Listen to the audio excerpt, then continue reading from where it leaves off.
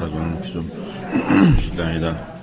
존재하는 모든 것을 온유로 감싸 안으시는 하느님, 저희에게 사랑의 힘을 부어주시어 저희가 생명과 아름다움을 돌보게 하소서. 저희가 평화로 가득 차 형제 자매로 살아가며 그 누구에게도 해를 끼치지 않게 하소서. 가난한 이들의 하느님, 저희를 도와주시어 저희가 하느님 모시기에 참으로 소중한 이들, 이 지구에 버림받고 잊힌 이들을 구하게 하소서. 치유해 주시어 이 세상을 약탈하지 않고 보호하게 하시며 오염과 파괴가 아닌 아름다움의 씨앗을 뿌리게 하소서. 과 지구를 희생시키면서 이득만을 추구하는 이들의 마음을 움직여 주소서. 저희가 하느님의 영원한 빛으로 나아가는 여정에서 모든 것의 가치를 발견하고 경애로 가득 차 관상하며 모든 피조물과 깊은 일치를 이루고 있음을 깨닫도록 저희를 가르쳐 주소서. 하느님 해주시니 감사드리나이다. 구원이 정의와 사랑과 평화를 위한 투쟁에서 저희에게 힘을 주소서. 아멘. 성부와 성자와 성령의 이름으로 아멘. 네, 오늘은 제2강 사회교리의 원리에 대해서 김용태 마테오 신부님께서 강의를 해주시겠습니다. 박수로 맞이해 주시기 바랍니다. 네, 반갑습니다. 굉장히 금방 만난 것 같아요. 그죠? 금방 만났지. 지난주 금요일에 뵀으니까 오늘 수요일이니까 금방 다시 만나게 돼서 그래도 반갑습니다. 대신에 다음 주에는 다시 금요일이라서 한 10일 만에 만나게 되는데 설명절 쉬시고 만나게 되겠습니다.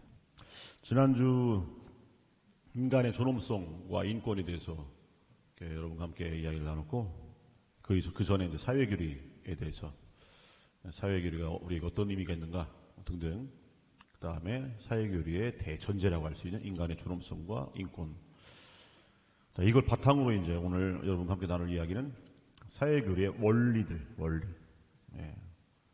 원리니까 이제 사회교리의 본질에 해당되는 거죠.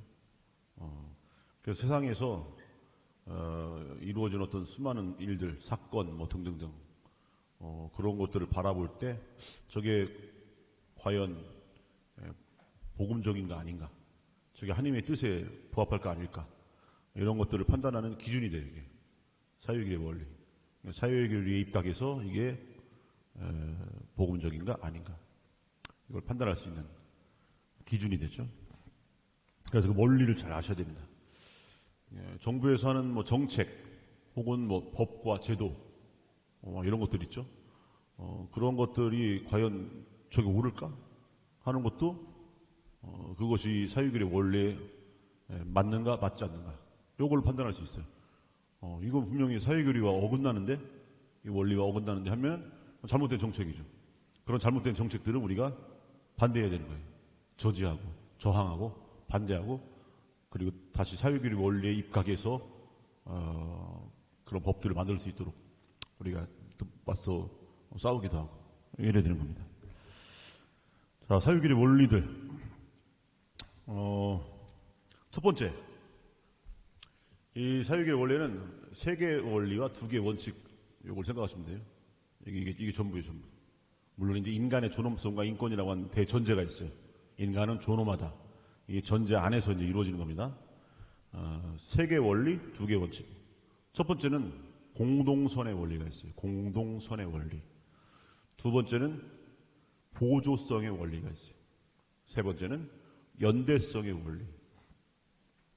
그리고 두 개의 원칙이 이제 거기서 파생돼 나옵니다.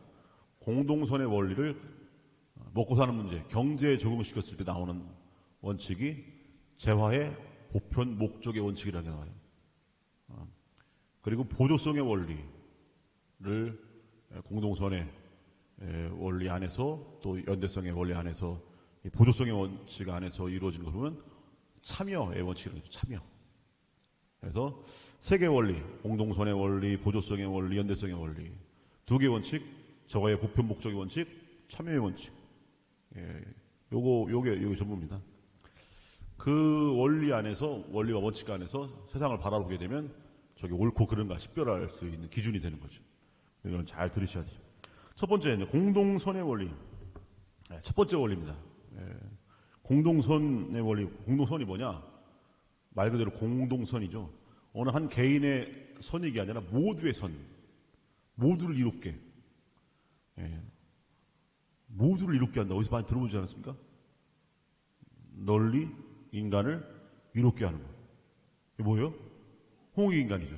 이게 공동선의 원리에 입각한 거예요. 홍익인간. 모든 인간을 이롭게. 여기서 제일 중요한 그 가치가 뭐냐면 모든. 한 사람도 예외가 되지 않아요. 모두를 위해서. 너희는 모두 이것을 받아먹어라. 이는 너희와 많은 일을 위하여.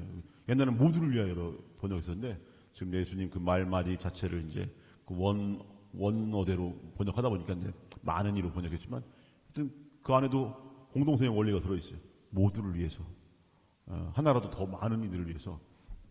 이겁니다. 그래서 공동선의 원리를 가장 쉽게 이해할 수 있는 건 이미 우리 안에 있어. 이게 홍익인간 정신을 우리 알죠. 그겁니다. 우리 건국이념 옛날에 단군의 건국이념 안에 홍익인간이 있다라고 하는 건 이건 되게 우리 민족이 갖고 있는 특별한 자부심인 겁니다. 공동선의 원리가 우리 건국이념인 거예요. 단군의 건국이념, 공동선의 원리, 널리 인간을 이롭게 한다. 홍익인간. 자, 이렇게 생각하시면 됩니다. 그러면 널리 인간을 이롭게 한다. 공동선. 왜요? 모두를 구원하기 위해서. 한 사람만 구원하는 게 아니라 일부분만 구원하는 게 아니라 모두를 구원하기 위해서 모든 것들이 그렇게 작용이 돼야 돼요. 모두를 구원하려고. 이게 공동선입니다. 그래서 여러분들이 어떤 일을 할 때 어떤 정책이나 어떤 뭐 법이나 제도를 바라볼 때 이게 공동선의 원리에 입각한 건가? 라고 보면 가만히 보니까 이게 특정한 어떤 계층만을 위하는 거예요. 아니면 일부분의 사람들만 위하고 나머지는 위하지 않아요. 그러면 그건 공동선의 원리에 어긋나죠. 그건 잘못된 정책, 잘못된 제도, 잘못된 법 이라고 할 수 있는 겁니다. 그래서 공동선의 원리에 입각하냐 안 하냐 이게 중요합니다. 우리가 그 건강한 사회라고 할 때 건강한 사회, 이 건강하다고 하는 것은 한 사람 한 사람이 다 건강하다 이게 아니라 그 사회 자체도 건강해질 수 있는 겁니다. 우리 몸 안에 기관, 장기가 78개가 있다고 그래요. 78개 하나하나가 다 건강하다. 그래서 건강하다. 우리 이렇게 얘기하지 않습니다. 그냥 그 사람이 건강한 거예요, 사람이.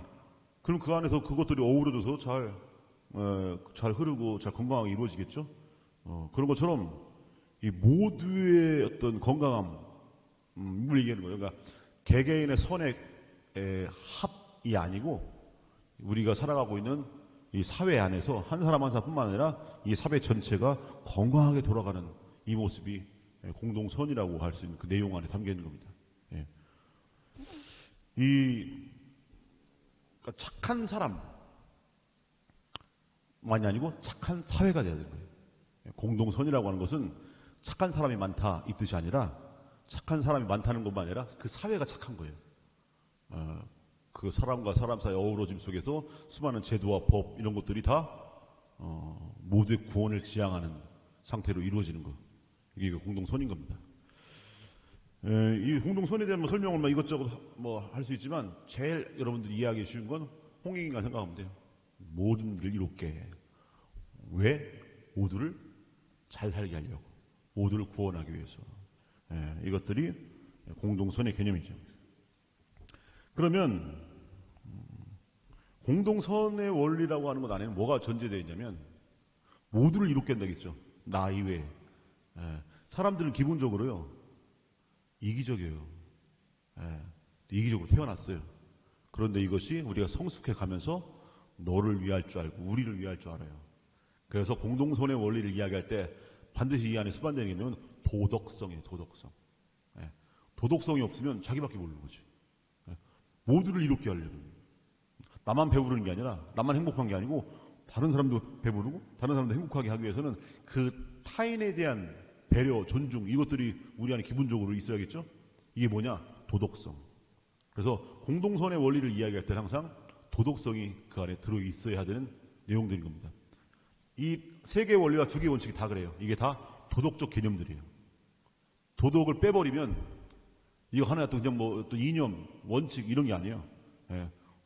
이게 너를 위한 거기 때문에, 모두를 위한 거기 때문에 나라고 하는 것에서 벗어나서 나를 초월하는 거죠. 지난주에 인간에 대해 설명할 때 초월성을 지니고 있다고 그랬죠. 그래서 이건 다시 말해서 우리에게 도덕성이라고 하는 것은 초월성이기도 합니다.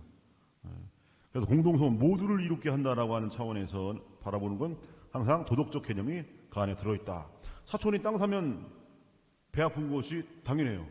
그런데 이제 공동선을 추구하려면 배 아파하지 말고 축하해주고, 그러면서 궁금해서 어떻게 그렇게 했어? 라고 물어볼 수는 있죠.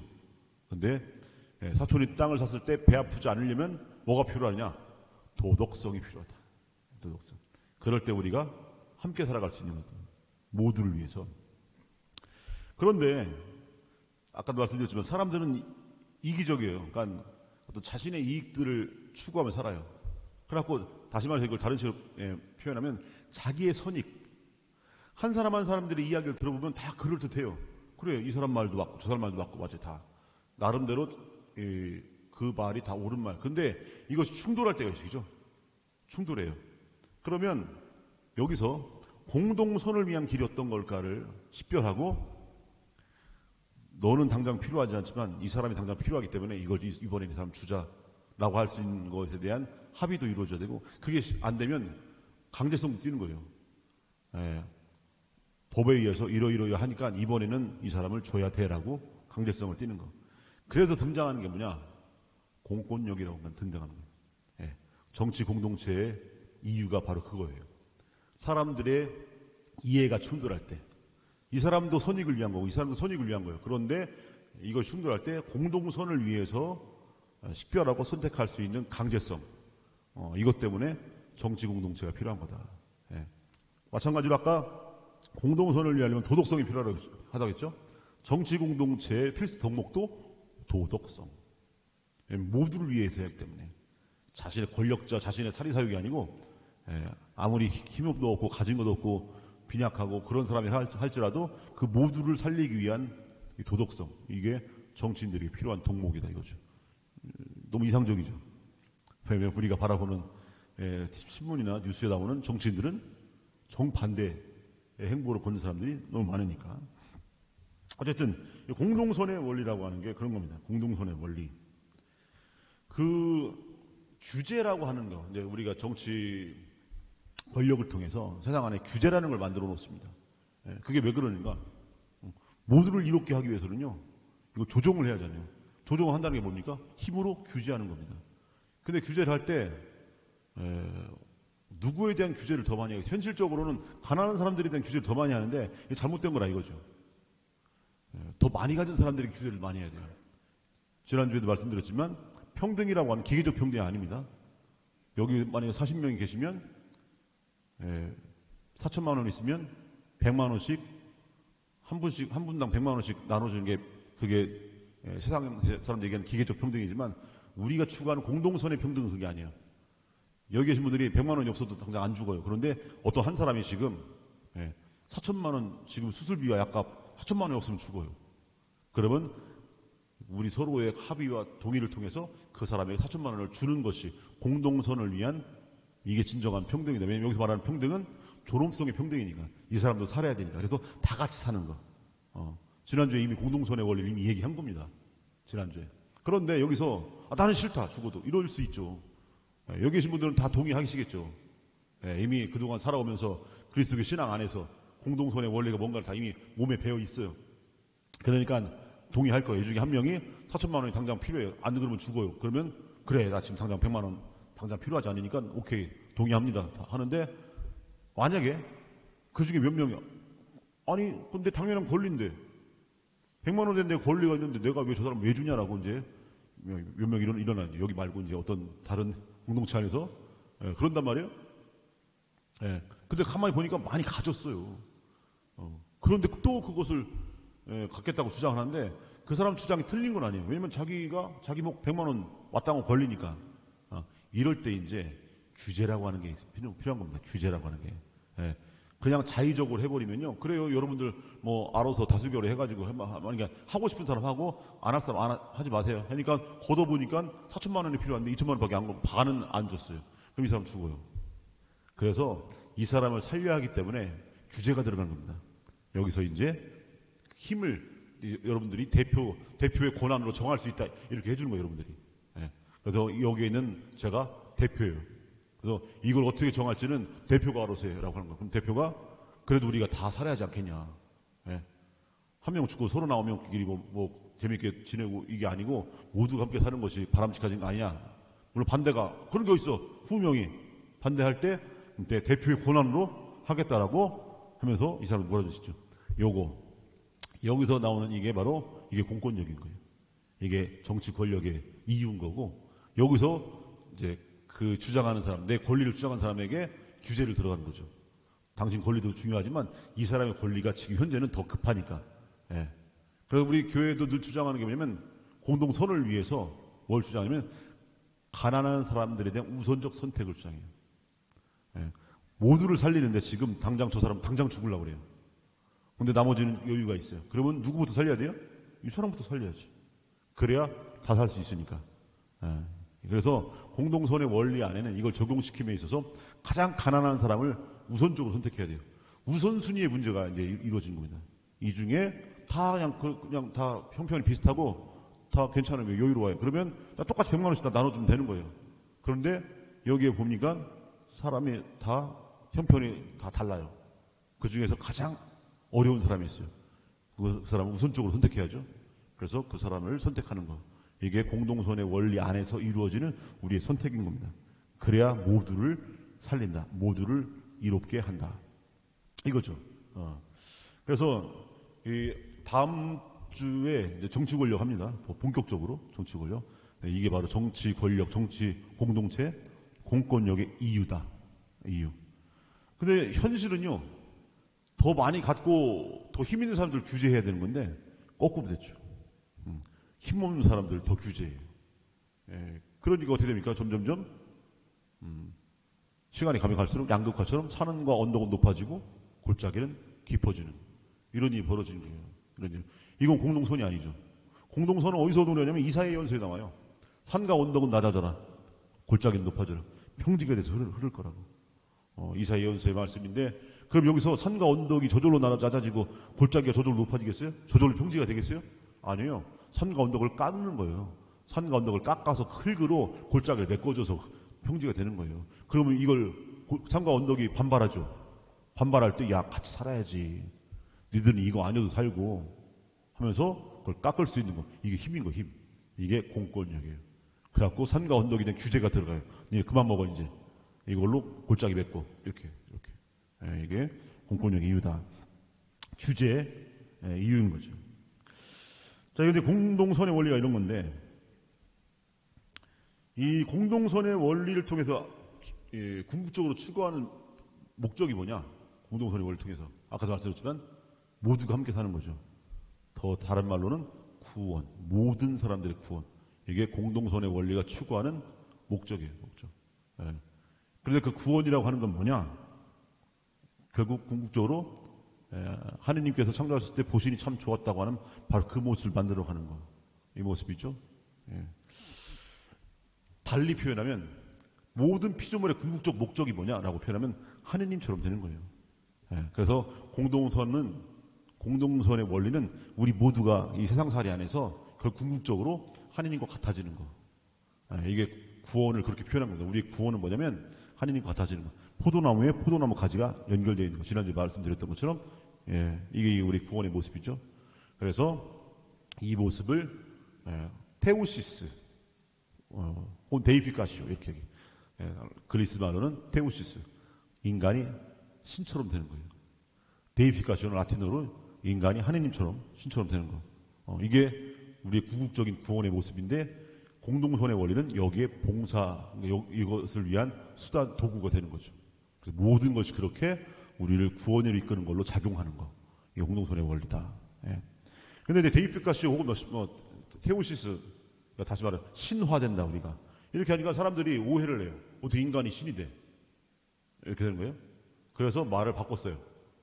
상티피카시오, 성화. 예. 성화라는 말 많이 듣죠. 예. 신화란 말 잘 못 듣죠. 원래는 신화였어요. 그런데 자꾸 사람들이 오해를 하고 막 공격하니까, 예, 우리를 어떻게 인간이 하나님 되냐 이렇게 공격하니까 이제 오해의 소지가 있으니까 그 단어는 이제 안 쓰고, 예, 성화라는 단어를 더 많이 쓰게 되는 거죠. 예. 자, 그럴 수 있도록 우리 모두의 구원, 우리 모두가 하나님과 하나 되는, 예, 한 명도 제외되지 않고, 이럴 수 있도록 모든 것이 총체적으로 작용하는 거, 이게 공동선의 원리.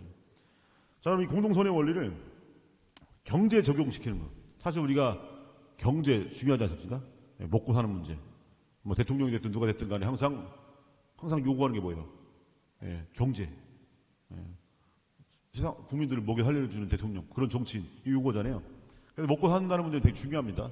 그래서 공동선의 원리에 입각해서 경제를 바라볼 때 여기서 파생되는 원칙이 아까 뭐라고 했어요? 재화의 보편 목적의 원칙. 이게 뭐냐? 하나님이 창조하신 모든 재화는 다 모두를 위해 써야 된다. 공동선의 원리에 입각해서. 특정 계층이나 특정한 사람을 위해서 쓰여지면 안 되고 모두를 살리기 위해서 쓰여져야 된다. 이게 재화의 보편 목적의 원칙이에요. 다시 말해서 재화의 공동사용권이라고 해요. 공동사용권. 자, 혼자 사용하는 게 아니라 공동사용권. 한 사람도 제외되지 않고 모두가 사용할 수 있는. 이게 바로 재화의 보편 목적의 원칙입니다. 사목헌장 69항을 보면 이렇게 나와 있어요. 하느님께서는 땅과 그 안에 있는 모든 것을 모든 사람과 모든 민족이 사용하도록 창조하셨다. 여기서 우리가 모든이라고 하는 거에 항상 초점 맞춰야 됩니다. 공동선의 원리를 여러분들이 떠올릴 때 어떤 감수성을 떠올려야 되면, 모두. 예, 이 보편성을 떠올려야 돼요. 항상 모두. 우리 천주교 원래 공식 명칭이 뭐예요? 가톨릭이죠. 가톨릭이 뭡니까? 보편적이라는 뜻이죠. 이게 뭐예요? 모두라지, 모두. 하느님의 구원에 한 사람도 예외되지 않고 모두가 초대받는 거예요. 모두. 여기 예외되는 게 없어요. 그래서 공동선의 원리 안에 이미 가톨릭의 의미가 들어있는 거예요. 모두. 그래서 여기 재화의 보편 목적의 원칙, 보편적 목적의 원칙, 보편 뭡니까? 모두. 이게. 그래서 사목헌장 69항도 그 모두라는 말을 계속 사용하는 거예요. 하느님께서는 땅과 그 안에 있는 모든 것을 모든 사람과 모든 민족이 사용하도록 창조하셨다. 제외되는 게 없어요. 따라서 창조된 재화는 사랑을 동반하는 정의에 따라 공정하게 모든 사람에게 풍부히 돌아가야 한다. 제외돼서는 안 된다. 이게 바로 재화의 보편적 목적의 원칙의 바탕이 되는 말씀이죠. 이게 재화의 보편적 목적의 원칙에는요, 중요한 한 가지 전제가 들어있습니다. 중요한 한 가지 전제. 세상에 있는 모든 재화, 자원, 재물, 할 거 없이 모든 것들, 그죠? 우리가 재화라고 표현하죠? 그건 누구 거다? 하나님 거다. 이게 전제되어 있어요. 이게. 그러니까 우리 모두를 위해 쓰여져야 된다. 그죠? 어떤 한 개인의, 한 인간의 소유가 아니에요. 하나님 거예요. 하나님 건데 우리에게 주셨어요. 우리에게. 모두에게. 그러니까 당연히 우리는 모두를 위해 이걸 써야 돼요. 이거. 예수님께서 그 5,000명을 먹이신 기적을 보면요, 빵 5개 물고기 2마리를 들고 제일 먼저 하시는 행동이 있어요. 제일 먼저 뭐 하셨어요? 하늘을 우러러 감사의 기도를 드리시죠? 이게 무슨 뜻이겠어요? 하느님 거다. 하느님 거다. 네. 사람들에게 물어보는 겁니다. 여러분들이 내 거라고 주장하는 거, 내 소유, 내 주머니에 있는 거 등등 내 거라고 주장하는 모든 것들은 다 누구 거예요? 하느님 겁니다. 이거 얘기 주는 거예요. 하늘을 우러러 감사의 기도를 드리신 게. 그래서 뭐랍니까? 여러분들이 하느님 건데 지금 갖고 있는 이유는 하느님께 여러분들에게 거저 주셨으니까. 그러니 여러분들도 거저 주십시오. 라고 초대하는 거예요, 이게. 이 뜻이 있는 거예요. 이 뜻이. 이게 우리가 시사전 기도하는 거, 하나님께 감사 기도를 드리는 것도 그 의미가 들어있어요. 예, 그러니까 우리가 식사정 기도 하는 건 나만 맛있게 먹어야지 이게 아니라 하느님께서 우리에게 주셨으니까 나도 다른 이에게 거저 줘야지. 이 다짐도 식사전 기도에 들어있는 거예요. 예, 근데 그 다짐은 빼놓고 아우 맛있겠다 한 다음에 식사전 기도 하고 막 먹으려고 하는데 잠깐만 하더니 사진 찍잖아요. 사진. 그래서 이 감사의 기도를 드리는 것은 하느님 겁니다. 그러니 거저 받았으니 거저 주십시오. 이 초대에 사람들이 응답을 했기 때문에 장정만 해도 5,000명이나 되는 많은 사람들이 배불리 먹고도 12광주가 남는 기적이 일어났어요. 근데 매일 이런 기적이 일어났겠어요? 아니에요. 물론 그게 성서에 나오진 않지만 생각해 보세요. 예수님께서 많은 사람들 매일매일 가르치잖아요. 그런데 어떤 때는 5,000명을 장정만 해도 5,000명이나 되는 많은 사람이 먹고도 12광주에 남는 기적이 일어나는가 하면 어떤 때는 쫄쫄 굶었을 거예요. 왜냐? 예수님의 초대에 응답해야 일어나는 기적이에요. 예수님의 초대에. 거저 받았으니까 여러분 거저 주십시오. 이 초대에 응답해야만 이런 기적이 일어나는 거지. 이 나눔의 기적이거든요. 하늘에서 막 빵이 떨어지고 막 물고기가 떨어지고 막 갑자기 빵이 집채만하게 변하고 막 물고기가 막 고래만하게 변하고 이런 기적이 아니에요. 그건 기적이 아니야. 그건 유혹이지. 돌을 빵으로 만들어라. 이 유혹이에요. 예수님께서 하신 이 기적은요, 돌을 빵으로 만들어봐라 식처럼 뭐 조그만 물고기가 막 고래처럼 변하는 그런 식의 기적이 아닙니다. 그건 유혹인 거고, 진정한 기적은 나눔의 기적입니다. 거저 받았으니까 거저 주십시오. 성체성사의 신비 그 기적도요, 기억하여 행하라고. 내가 너희에게 빵이 되어줬으니까 너희들도 빵이 되어주라고. 이 성찬의 기적도 나눔의 기적인 거예요. 우리 보고 그렇게 하라고. 당신이 그렇게 거저 주셨으니까, 당신 자신을 빵과 음료로 주셨으니까 우리도 그렇게 하라고. 이 초대에 응답하는 거, 이것이 우리가 이루어야 할 두 번째 성체성사인 거예요. 우리 삶으로. 첫 번째 성체성사는 전례를 통해서 이루어지고, 두 번째 성체성사는 우리의 세상 속에서 삶을 통해서, 우리의 사회 교리를 통해서 이루어지는 거예요. 첫 번째 성체성사는 믿을 교리를 통해서 이루어진다면 그걸 전례 안에서 기념하잖아요. 두 번째 사회교리, 두 번째 성체성사는 우리 삶, 세상 속에서 우리 삶을 통해서 사회교리 안에서 이루어지는 거다. 이거죠. 그렇게 하라고. 자, 그래서 5,000명을 먹이신 기적 뭡니까? 여러분이 가지고 있는 건 여러분께 아니고 하나님이 거저 주신 거니까 거저 받았으니 거저 주십시오. 이 안에 뭐가 들어있죠? 재화의 보표 목적의 원칙이 들어있는 거예요. 누구를 위해서? 모두를 위해서. 공동선의 원리가 그 안에 들어있는 거죠. 이처럼 복음 안에 들어있는 원리예요. 우리가 지금 사회교리의 원리 하니까 뭐 다른 것이 아니라 예수님 복음 가르침을 요약한 거예요. 예수님의 가르침을 요약했더니 5가지가 나온 거죠. 크게는 3가지고 거기서 파생돼 나오는 게 이게 또 2가지 원칙이 나오는 거고. 오늘 이 사회교리의 원리는 다시 말해서 복음의 원리 이렇게 표현해도 돼요. 복음의 원리. 예. 자, 그러면 어떤 사람들이 이렇게 얘기할 수 있습니다. 사유재산권은 뭡니까? 사유재산권. 예. 우리가 가진 건 모두를 위해 사용한다면, 아니 우리에게는 사유재산권이 있지 않습니까? 내가 가진 건 내 돈 내산이란 말이죠. 내 돈으로 내가 산다는데 네가 뭔 상관이야 하면서. 그죠?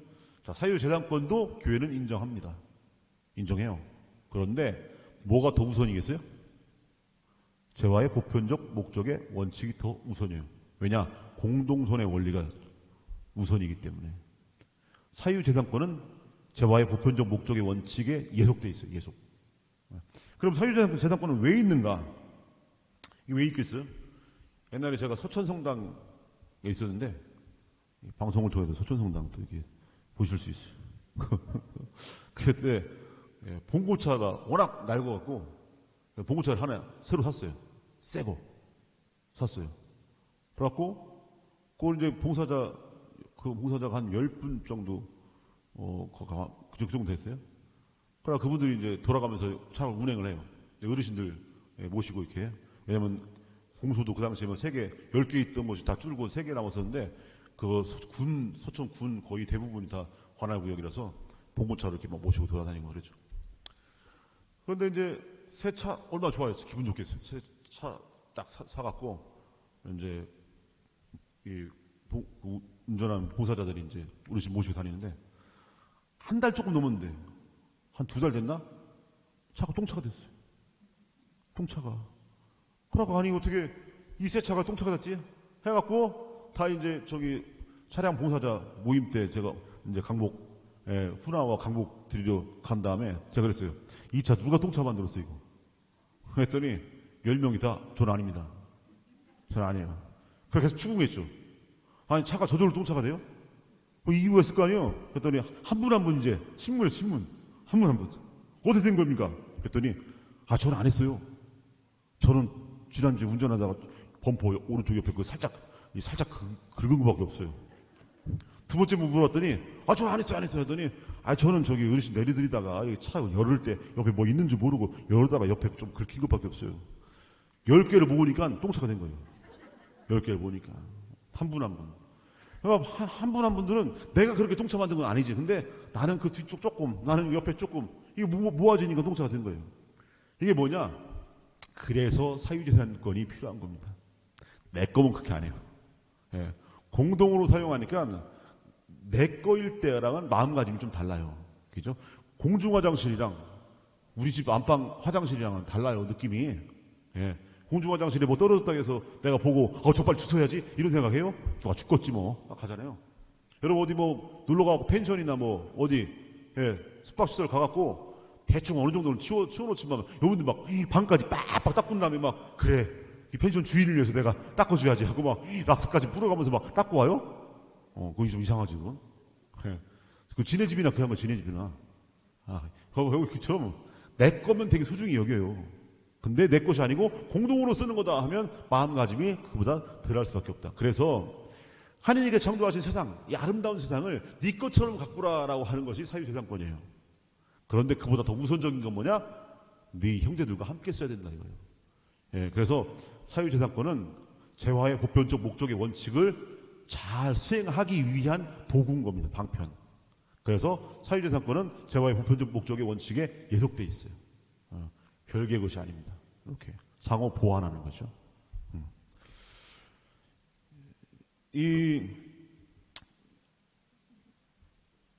보통 이게 재화의 보편적 목적의 원칙, 그러니까 모두가 함께 사용하는 거니까 그냥 다 그냥 공동 소유로 하는 겁니까? 그건 아니죠. 아까 말씀드렸지만 사유재산권 인정한다 했죠. 그러니까 우리는 공산주의가 아니에요, 이건. 공산주의가 아니고 사유재산권이 분명히 있으면서 잘 하느님께 주신 거니까 잘 관리하면서 공동선의 원리를 위해서 이것이 다른 이들을 위해 사용할 수 있도록 하는 거죠. 이것이 우리 의무인 겁니다. 의무. 그러니까 재화의 보편적 목적의 원칙은 우리의 의무예요. 의무.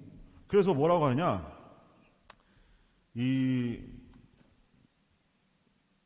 성대 그레고리오 교황님은 사목 규칙에서 가난한 이들의 필요를 돌볼 때 우리는 그들에게 우리 것이 아니라 그들의 것을 돌려주는 것이다.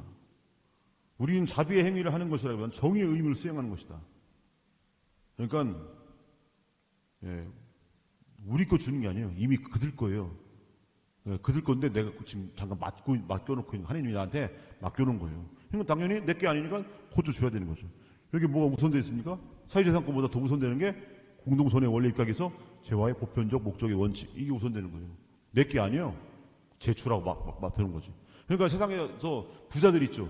부자들의 그 어마어마한 재산은요, 원래는 그들 게 아니에요. 하느님이 그들에게 가난한 사람한테 주라고 맡겨놓은 거예요. 그러니까 가난한 사람한테 나눠야 할 의무가 있는 거예요. 이게 사유재산권보다 더 앞서는 게 재화의 보편적 목적의 원칙이기 때문에. 성 요한 크리스토모는 더 아주 강하게 얘기합니다. 라자로에 대한 강론이라고 하는 그분의 강론에서 이렇게 얘기해요. 자신의 재산을 가난한 이들과 나누어 갖지 않는 것은 그들의 것을 훔치는 것이며, 이렇게 얘기해요. 그들의 생명을 빼앗는 것입니다. 가난한 이들과 나누지 않으면 그들 걸 훔치는 거고 내가. 왜냐면 원래 그들 것이니까. 그리고 그들의 생명을 빼앗는 겁니다. 이렇게 얘기해요.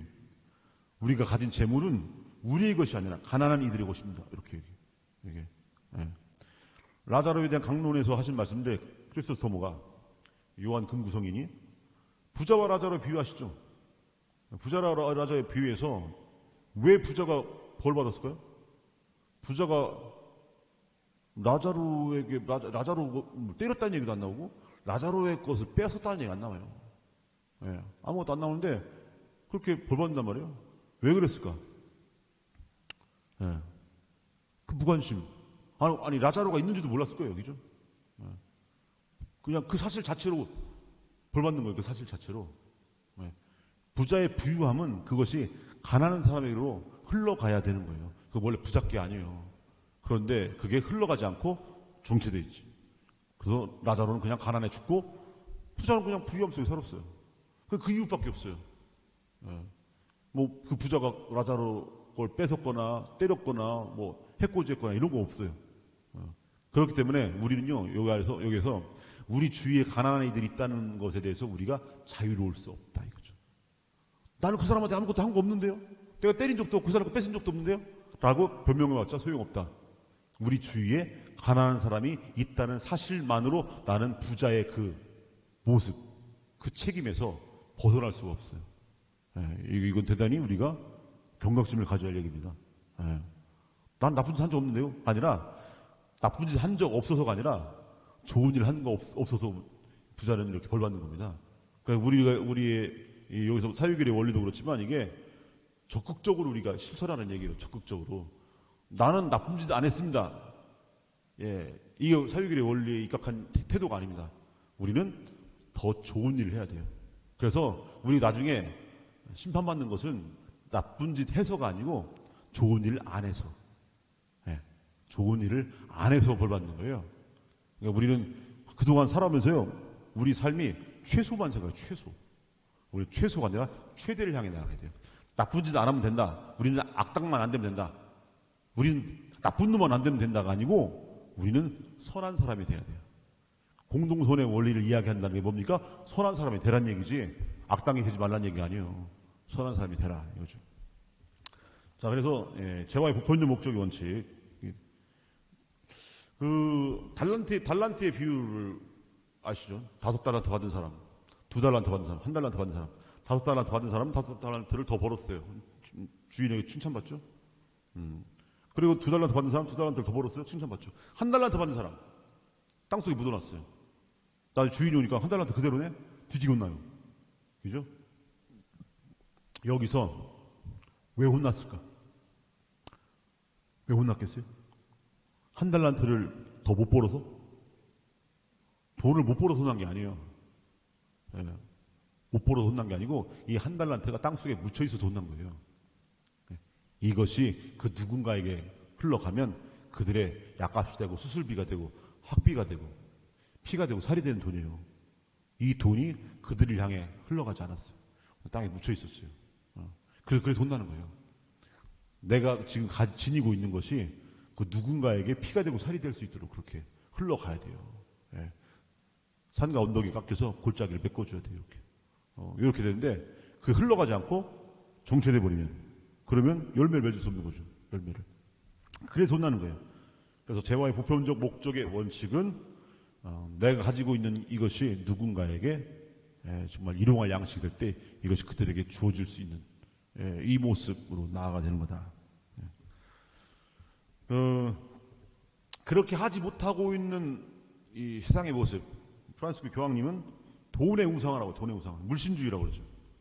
재화의 보편적 목적의 원칙이 아까 전제되는 게 뭐라고 했어요? 누가 주인이다? 하느님이 주인이라는 거 전제된다고 했죠. 세상 모든 재화의 주인은 하느님이다. 그런데 이것을 내 주머니에 넣고 남에게 주지 않고 이건 내 거야 하는 사람은 그 주인 자리에 하느님이 없는 거예요. 그 주인 자리에. 이런 모습은 마치 내가 돈의 주인인 것처럼 행세하지만 내가 돈의 주인이 아니라 돈이 내 주인이 되어버리는 모습이다 이거예요. 그래서 돈의 노예가 되는 모습. 이것이 바로 돈의 우상화가 되는 겁니다. 돈의 노예가 되고 이것이 바로 황금 맞는 물신주의라고 하죠. 물신주의. 하느님의 자리에 돈이 들어와 있는 거예요. 근데 세상에는 그런 모습으로 점점 좀 변질돼 가기 때문에 그렇기 때문에 점점 좀 삶과 언덕은 높아지고 골짜기는 깊어지는 양극화가 더 심해지는 그런 모습으로 나아가고 있는 거죠. 자, 그래서 이 가난한 사람들에 대한 우선적 선택 안에서 공동선을 위해서 모든 일을 위해서 재화가 쓰여진다고 할 때 우리는 우선 가난한 사람들을 우선적으로 선택하는 이 모습이 필요한 겁니다. 바다가 평평한 이유가 바다가 평평한 이유. 바다가 왜 평평하겠어요? 물은 가장 깊은 곳부터 채워주기 때문에. 바다 밑바닥이 수영장처럼 평평한 게 아니죠. 바다 밑바닥은 계곡처럼 꾸불꾸불하죠. 막 계곡처럼. 그런데 수평선 평평하죠. 바다. 왜 그런가? 가장 낮은 곳부터 채워주기 때문에. 그래서 재화의 보편적 목적의 원칙, 공동선의 원리를 위해서 우리가 하는 노력은 가장 밑바닥부터 채워주는 물처럼 가장 가난한 사람부터 우선적으로 선택하는 거예요. 그렇게 할 때 모두가 함께 살아갈 수 있는 거죠. 모두가. 자, 이것이 이제 공동선의 원리와 제 보편적 목적의 원칙 안에서 늘 함께 생각해야 하는 이유인데, 근데 여기서 가난한 사람에 대한 우선적 선택이라는 것 안에서 그들과 함께 나눈다고 할 때, 내가 가진 걸 그들에게 함께 나눈다고 할 때 항상 두 가지를 생각해야 된다. 불우유돕기와 이웃을 불우하게 만들지 않기. 예, 이 두 가지가 있는 거예요. 빵을 주는 것과 빵을 뺏어가지 못하도록 하는 것. 이것이 공동선을 위한 우리의 노력 안에서 또 재화의 보편적 목적의 원칙을 이루기 위해서 우리가 해야 할 두 가지 노력이에요. 내 주머니에 있는 빵을 나눠주는 것도 중요하고, 재화의 보편적 목적의 원칙을 위해서, 공동선의 원리를 위해서 내 빵을 주는 것도 중요하지만 이 사람 빵을 누가 뺏어가고 있어요. 그러면 이 사람과 함께 힘을 합쳐서 못 뺏어가게 해야 돼요. 이 두 개의 모습이 필요합니다. 이 두 개의 모습은요, 계속 언급이 될 거예요. 왜냐? 사랑에는 두 가지 모습이 있습니다. 사랑, 카리타스. 하나님의 사랑, 우리가 본받아야 하나님의 사랑. 사랑에는 두 가지가 있는데, 첫 번째는 거저 주는 사랑이었어요. 거저 주는 사랑. 거저 주는 거. 내 주머니에 있는 빵을 주는 거. 두 번째가 있어요. 갚아주는 사랑이 있어요. 갚아주는 사랑. 거저 주는 사랑은 뭐냐? 사회 복지라고 얘기해요. 우리가 세상 안에서. 갚아주는 사랑이 뭡니까? 갚아주는 거? 사회 정의라고 그래요. 그래서 사랑은 두 가지 모습으로 드러나요. 사회 복지, 사회 정의. 거저 주는 사람과 갚아주는 사람, 빵을 주는 사람과 빵을 뺏어가는 놈으로부터 빵 뺏어가지 못하도록 온몸으로 이 가난한 사람 보호하고 저항하는 이 모습으로 드러나는 겁니다. 이 두 가지가 되게 중요한, 가난한 자들을 위해서 함께 더불어 함께 살아가기 위한 노력 안에서 반드시 이루어져야 할 모습인데, 근데 어떤 모습, 우리 두 가지 모습이 다 균형 잡힌 모습으로 우리 안에 있는가? 특히 하나님의 사랑을 얘기하고 우리 하나님의 사랑을 실천한다고 할 때 우리 교회 안에서도요, 이 두 가지 모습 안에서 어느 쪽으로 치우쳐 있어요? 사회 복지, 사회 정의예요? 사회 복지 쪽으로. 사회 복지. 빵을 주는 거. 이런 쪽은 기가 막히게 알아듣고 해요. 근데 빵을 뺏어가는 놈으로부터 빵 뺏어가지 못하도록 막는 거. 이 사회 정의. 이쪽은 되게 소홀해요. 그리고 이쪽으로 하면 뭐라고 해요? 빨갱이 신부라고. 빨갱이 신부. 이런 얘기하면. 브라질의 돔 헬더 까마라 대주교님이 계십니다. 가난한 애들의 아버지라고 불리는 돔 헬더 까마라 대주교님이 뭐라고 하시냐면, 내가 가난한 사람들에게 먹을 걸 주면 사람들은 나를 성인이라고 부르고, 그런데 내가 어느 날 가난한 이들에게 왜 먹을 것이 없습니까? 라고 물어봤더니 사람들이 나를 사회주의자라고 한다. 빨갱이라고 하나, 빨갱이라고. 사회 복지를 얘기하니까 성인이십니다. 사회 정의를 얘기하니까 저 빨갱이네 이렇게 하는 거예요. 실제로요, 우리 교구청의 사회복지국장 시부님, 사회복지국장 시부님은 뭐 일은 고되고 막 힘들고 막 그런데 사회복지국장 시부님을 욕하는 사람 하나도 없어요. 신자들이. 왜냐면 빵을 나눠주는 일을 하니까. 그러니까 시부님 수고 고생 많으시죠. 막 하면서 호불호가 없어요. 호불호가 없고 다 좋아하고 다 존경하고 너무 훌륭하시다 하고. 근데 사회복음하고 이런 이건 빵을 나눠주는 일을 하는 게 아니고 빵 뺏어가는 놈들, 빵 뺏기는 사람들. 왜 빵 왜 뺏겨요? 누가 뺏어갔어요? 이런 거 하는 거예요. 사회 정의. 하니까 물론 되게 좋아해 주시고 응원해 주신 분도 계시지만 또 어떤 분들은 빨갱이 신부 저거 라고 한단 말이에요. 저는 호불호가 되게 갈려요. 어디 가면 저보고 옷 벗기고 구속하죠. 옷을 왜 벗겨? 그냥 구속하지. 라고요. 그거 할 때마다 이게 성희롱 아닌가? 아니, 구속하려면 그냥 구속하지 왜 옷을 벗기고 구속을 해. 예전에 전에 있던 본당에 태극기 부대 신자도 아니지 뭐. 대수천이라고 태극기 부대에 있어요.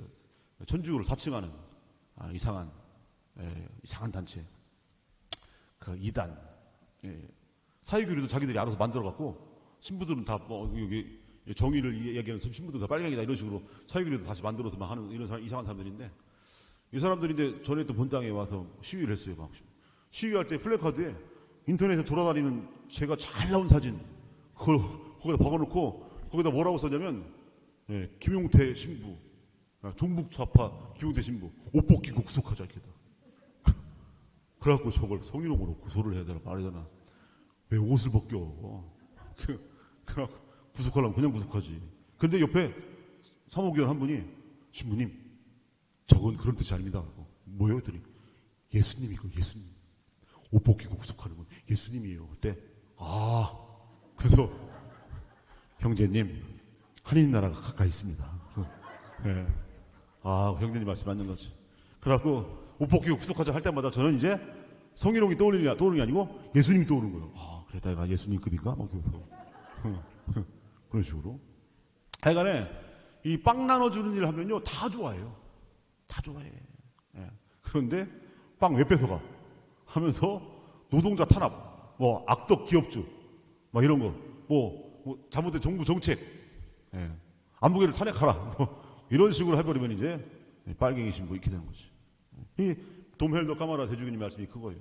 그런데 항상 우리는 두 가지가 균형을 이루어야 된다 이거죠. 빵을 주는 것도 중요하지만 빵을 뺏어가지 못하도록 하는 거예요. 중요합니다. 어떤 사람이 막 묻어 터지고 갔어요. 얼굴에 피가 철철철 흘러요. 그러면 이거 닦아주고 알코올솜으로 닦아주고 붕대로 감아주고 약 발라주고 중요하죠. 근데 그렇게 하면서 뭐라 그래요? 얼마든지 묻어 터져. 내가 또 발라줄게. 이게 말이 안 되는 거예요. 그건 나 약 많아. 붕대도 많고 의사도 많아요. 간호사도 있고 그러니까 얼마든지 묻어 터지고 와. 그때마다 발라줄게 약. 예? 그러면 안 되는 거예요. 그러면 너 누가 때렸어 근데? 왜 맞았어? 그때 아무 이유 없이 덩치 큰 시기가 막 지 잘 산다고 얘는 못 살고 그런다고 허구하나 때리는 거예요. 그래? 저 나랑 같이 가자 했더니 진짜 덩치 커요. 어우씨 안 되겠다 해갖고 여럿이 같이 가는 여럿이 이게 뭡니까? 좀 이따 이게 연대예요. 이게 연대. 예? 여럿이 같이 가자. 너 못 때리게 할게 하고 와서 싸우는 거예요. 왔어. 예. 조금 가면 또 나까지 너 터지죠. 예? 이게 뭡니까? 순교. 이런 거예요. 순교가 저 천주교 신자입니다. 너 천주교 믿어 안 믿어? 이런 식의 할 것이 아니에요. 이 시대의 순교는 이런 거예요. 사회 복지 때문에 순교 잘 안 해요. 사회 정의 때문에 하는 거지. 예. 예수님도 사람들한테 빵만 나눠주면 예수님 왜 죽겠어요? 사회 정의를 얘기하다 보니까 예수님 죽은 거지. 니들 그러지 말라고. 이거 얘기하다가. 그러니까 예수님을 누가 죽였어요? 권력자들이 죽였잖아요. 권력자들이. 그냥 그지들한테 돌맞아 죽은 게 아니에요. 그지들한테 강도당해 죽은 게 아니고 국가 권력이 죽였어요. 예수님을. 뭐 때문에? 사회 복지 때문에? 아니요. 사회 정의 때문에 죽었어요. 근데 우리가 교회가 이 두 가지를 같이 얘기해야 되는데 죽기 싫어갖고 점점 권력화되면서 어느 쪽으로 기웁니까? 복지 쪽으로 기울고 정의 쪽으로는 발을 슬그머니 빼요. 그래서 다 좋은 소리만 들으려고 그래요. 우리 신부님 참 좋습니다. 빵 나눠주기만 하면 좋은 소리 들어요. 빵 나눠주기만. 그런 것처럼 우리 교회 좋은 소리만 들으려고. 그런데 사회 정의를 얘기해보면 이제 주로 어떤 사람들입니까? 가해자 쪽으로부터 엄청 박해를 받아요. 이게 두려워서 이제 발을 쓱 빼는 거죠. 그러니까 그동안 우리 교회가 굉장히 소홀했던 부분 뭐냐? 이웃을 불우하게 만들지 않기. 여기에 되게 소홀했어요. 불우웃돕기 합시다. 하면서 헌금 모금해서 가난한 사람 도와주고 연탄 날리기 하고 이런 거 열심히 했어요. 노숙자들 찾아가갖고 이 겨울에 옷 나눠주고 이런 거 열심히 했지만 이웃을 불우하게 만들지 않기 이 부분에 대해서는 너무 소홀히 했다. 그래서 우리가 이제 재화의 보편적 목적의 원칙을 공동선의 원리에서 입각해서 한다라고 할 때 단순히 이것은 빵을 여러 명과 함께 나눠 먹어야 된다 이것만 있는 게 아니고 빵 뺏어가는 놈들이 못 뺏어가게 한다 이것도 들어있는 거예요. 이걸 항상 우리가 생각해봐야 할 대목인 겁니다. 그 다음에 두 번째 원리죠. 공동선의 원리와 이제 재화의 보편 목적의 원칙 했으니까 두 번째 원리는 뭐냐? 보조성의 원리죠. 보조성. 말 그대로 보조. 무슨 뜻이에요? 도와준다. 뜻이 도와준다. 보조성의 원리. 이게 라틴어 subsidium이라는 말. 그래서 subsidiarity라고 하는 보조성의 원리. 이런 subsidium. 이게 뭐냐면 보조, 조력 이런 뜻인데 로마 군대에서 사용하던 용어였어요. 후방 부대가 전방인 부대를 도와주는, 지원해주는 이런 말에서 나온 말인데 이게 뭐냐? 집단보다는 개인이 집단보다는 힘이 없죠. 그러니까 집단보다는 상위 집단보다는 하위 집단을 존중하고 보호해야 된다. 이런 원리입니다. 그러니까 도와주는 거야 한마디로 쉽게 표현해서. 왜 도와주겠어요? 주체가 될 수 있도록 도와주는 거예요. 그래서 뒤에서 설명하는 참여의 원칙, 참여할 수 있도록. 어떤 것에 참여한다는 건 무슨 뜻입니까? 주체란 뜻이에요, 주체. 예. 이 사회 안에서 우리 하나하나가 주체가 돼야죠. 주체가 되지 못하면 그 사람 뭡니까? 종이지, 종. 머슴. 예. 그래서 주체가 될 수 있도록 도와주는 거예요. 아직은 스스로 설 수 없기 때문에 도와주는 거예요. 그럴 수 있도록. 근데 마냥 꼭두각시처럼 그냥 야, 입만 벌려. 내가 다 넣어줄게. 이게 아니에요. 자기 스스로 고기를 잡을 수 있도록. 근데 고기 잡을 힘이 없을 때까지는 먹여주고 알려주고 스스로 고기를 잡을 때까지. 나중에 이제 자기가 고기 잡는 걸 배우면 지가 스스로 설 수 있는 거죠. 예. 그때까지 계속해서 도와주는 거죠. 이게 바로 보조성의 원리입니다.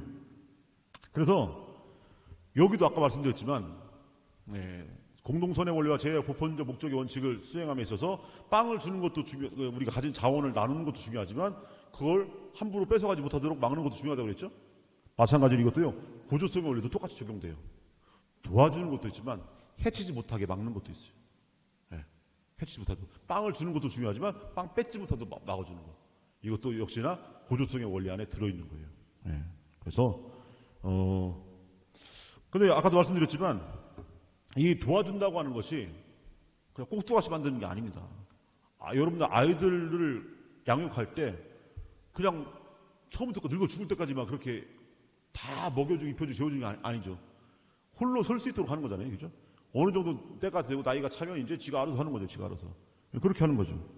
그래서 보조성의 원리라고 하는 것이 주체가 될수록 도와주는 거지 끝까지 그냥 바보처럼 만들어 놓는 게 아니에요. 끝까지 바보처럼 만들려고 하는 게 있어요. 그게 뭡니까? 중앙집권화죠. 예, 독재 정치. 이게 니들은 아무것도 할 필요 없어. 우리가 주는 거나 바라먹어. 생각도 하지 마. 예, 고민도 하지 말고 우리가 하라는 대로 하네. 왼쪽으로 가라. 왼쪽으로 하고 오른쪽으로 하고 오른쪽으로 하고 머리 길이도 우리가 알려줄게. 옛날 같았으면 저는요. 진작에 진작에 막 불려가지고 막 기차역에 지나가다가 랄랄랄 하고 그러고 이렇게 곧도로. 하지만 이렇게 민주화가 돼갖고 물론 이제 어느 부분에서는 민주화 들을 게 안 됐지만 그래도 어느 정도 옛날에 비하면 그래서 이렇게 장발 자연산이고 자연산은 그래갖고 이렇게 자유로운 시대를 하고 있는데 근데 머리 길이까지 정해주는 때가 있었어요. 머리 길이까지. 우리가 다 그냥 니들 죽을 때까지 다 하나의 절까지 다 알려주시니까 니들은 가만히만 있어. 라고 국민들을 완전히 바보 천치로 만드는 우민정책. 그죠? 야, 그래서 국민들이 뭐라 하니까 야, 니들 이거나 봐. 프로야구나 봐. 이런 식이지. 3S 정책. 해갖고 막 이런 거. 바보 천치로 만드는 거야. 그런 중앙 집권화 혹은 그런 식의 독재, 전제 정치 이런 것들이 다 바보로 만드는 거죠. 그건 보조성의 원리에서 완전히 반대에 있는 개념인 겁니다. 우리가 시민들 한 사람 한 사람이 스스로 할 수 있는 주체가 될 수 있도록 도와주는 거. 이거죠. 치마 길이까지 정해줄 때가 있죠. 치마 길이. 그걸 왜 정해줘, 지들이. 그래서 그런 거 정해주고. 심지어는 노래 취향까지 정해줘요. 취향까지. 옛날에 김영동님의 그 대금 연주잖아요. 그 국악 명상 막 옛날에. 근데 항상 옛날에 뭐가 있었습니까? 군부 독재 시절에 건전가요 했죠. 건전가요. 그러면 건전가요. 그래갖고 앨범에 건전가요는 하나씩 무조건 넣어야 돼요. 맨 끄트머리에. 얼마나 깨냐면 이게 김영동 국악명상 해갖고 그래갖고 막 이게 한내 슬픔 이런 거 막 대금 소리가 쫙 흘려펴져요. 막 쫙 하다가 맨 마지막에 사나이루 이 노래가 나와요. 예? 국악명상 음악 마지막에 사나이루 태어나서 이 노래가 나와요. 이게 군부독재 시절에 있었던 일이에요.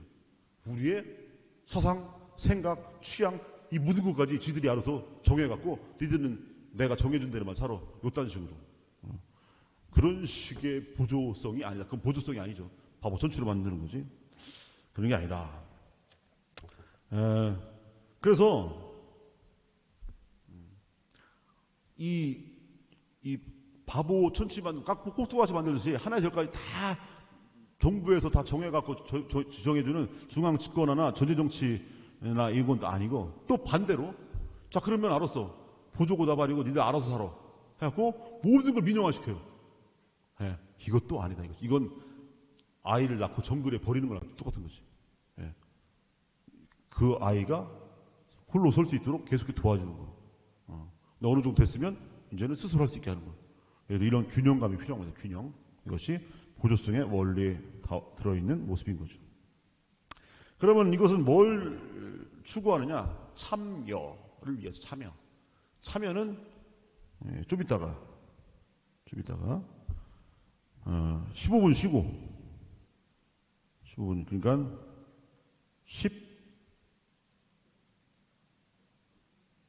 13분 계산도 안 되네.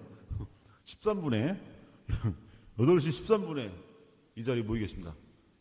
잠깐 집에 다녀오실 분들은 다녀오시고 사우나도 하고 간식도 드시고 이렇게 13분에 뵙도록 하겠습니다.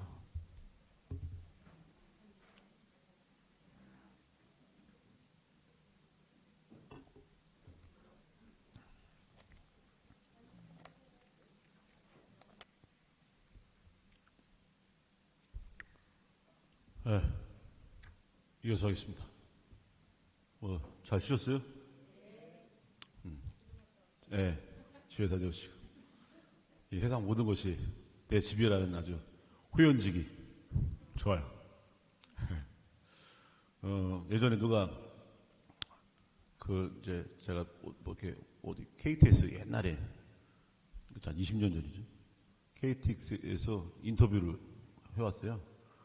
그때 저희가 이제 사용자가 다 신부라서, 그래서 이제 5월달 가족의 달, 가정의 달 특집으로 인터뷰를 하는데, 출가에 대해서 물어보자, 출가. 예, 출가, 우리 다들 출가. 출가는, 제가 이제 얘기했어요. 조그만 집을 벗어나서 온 세상이 내 집이 되는 거. 이게 출가입니다. 다. 내가 생각해도 멋있더라고요. 내가, 이런 멋있는 얘기를 하다니. 그래갖고, 가출은 집 나와서 갈 곳 없어갖고, 추워갖고 이제 죽으려고 그러고 막 배고프고, 이게 가출이고, 출가는 조그만 집을 나왔더니 온 세상이 내 집이더라고요. 출가. 그래서 이 15분 동안, 짧은 시간 동안에 집에 다녀오실 거라 생각합니다. 온 세상이 내 집이니까, 발 딛는 모든 것이 여러분들의 집이고, 또 하느님께서 함께 계시니까. 어른들 얘기할 때 애들이 막 끼면 뭐라 그래요? 새끼들이 어른들 얘기하는데 어디 있어? 저리 가! 그죠? 예. 그럼 얘는 지금 참여를 하는 거예요? 못 하는 거예요? 못 하죠. 그죠? 예. 아직 주체가 못 되는 거예요, 지금. 근데 얘가 이제 계속 그냥 혼나다가 이제 나중에 이제 대학생도 되고 들으니까 얘가 이제 어른들 얘기하시는데 이제 옛날에는 계속 야 저리 가 이렇게 하다가 그때는 너도 일로 와라 그러죠. 너도 이제 이 얘기 들어. 예. 너도 이제 어른이니까 얘기 들어. 이렇게 그때 이제 참여하는 거예요. 그죠? 또 만님들 얘기하는데 종놈이 들어갔고 참견하면서 아유 마님 그건 이렇게 하시면 되죠. 했다가는 어떻게 해요? 멍석말이 당하고 뒤지게도 혼나 터지고 그죠? 주인마님 얘기하시는데 무슨 종놈이 거기 끼어들어. 그러면 참여를 못하죠. 다시 말해서 참여를 못한다 이게 무슨 뜻이겠습니까? 주인이 아니다 이런 뜻이고 주체가 아닌 거죠. 아직 어른이 아닌 거예요. 이런 겁니다. 우리나라에 살면서 참여를 못한다. 그럼 우리나라 사람이 아닌 거겠죠. 이런 겁니다. 그래서 하나의 주체로서 이 사회를 살아가면서 더불어 함께 살아가면서 정치, 경제, 사회, 문화, 종교 할 거 없이 모든 분야에 있어서 내가 두루두루 참여할 수 있다. 그러면 내가 그 사회의 주인공인 거예요. 근데 참여하지 못한다. 그러면 그 사회의 이방인인 거죠. 이런 겁니다. 그래서 보조성의 원리가 지향하는 게 뭡니까? 모든 사람이 구원의 주체가 되는 거예요. 자기 삶을 자기가 주체적으로 살아가는 거예요. 구원을 향해서. 그럴 수 있도록 해주는 게 바로 보조성의 원리인 거고, 그래서 모든 사람이 참여할 수 있어야죠. 삶의 모든 분야에서 두루두루 참여할 수 있는 것. 이 세상에서 이방인이 돼서는 안 되는 거죠. 이거 참여입니다. 그래서 이 참여에는 예외가 없어요. 모든 사람이 다 참여해야 돼요. 자기 구원을 향한 여정 안에서 참여해야죠. 그런데 그런 말이 있죠. 정치에 참여하지 말라. 관여하지 말라. 이 말이 성립이 근본적으로 안 되는 거예요. 사제들은 정치에 참여하지 말라. 이 말이 됩니까? 나는 왜? 난 바보가? 신부들은 정치에 참여하지 말라고요? 더 적극적으로 참여해야지. 더 적극적으로. 왜냐? 우리는 결혼도 안 하면서 세상 일에 관심 갖는 거예요. 세상 돌아가는 거에 예, 그걸 복음적으로 식별하고 세상 속에 살아가는 신자분들이 그걸 세상 안에서 무엇이 옳고 무엇이 그리고 무엇이 복음적인 것인지 알 수 있도록 예, 오히려 더 우리가 더 살피고 신자분들에게 말씀드리고 또 예언적으로 선포하는 거예요. 그걸 전문적으로 하라고 혼자 사는 거예요. 처자식 없이. 우리가 여자가 싫어서 혼자 살겠어요? 절대 그렇지 않아요. 어? 절대 그렇지 않아요. 예. 여자 보기를 돌같이 하는 사람은 절대 신학교 못 들어가요. 고자들은 못 들어가요. 다른 신학교 들어가기 전에 신체 검사를 엄격히 합니다. 상남자들이 들어가요. 상남자들이. 결혼하면 막 애 당장이라도 열 막 쑥쑥 낳을 수 있는 놈들이 신학교를 들어가요. 그래서 예, 신부로 잘 사는 사람들은 결혼해도 잘 사는 사람들인 거예요. 예, 결혼 못하니까 신부 되는 게 절대 아니거든요.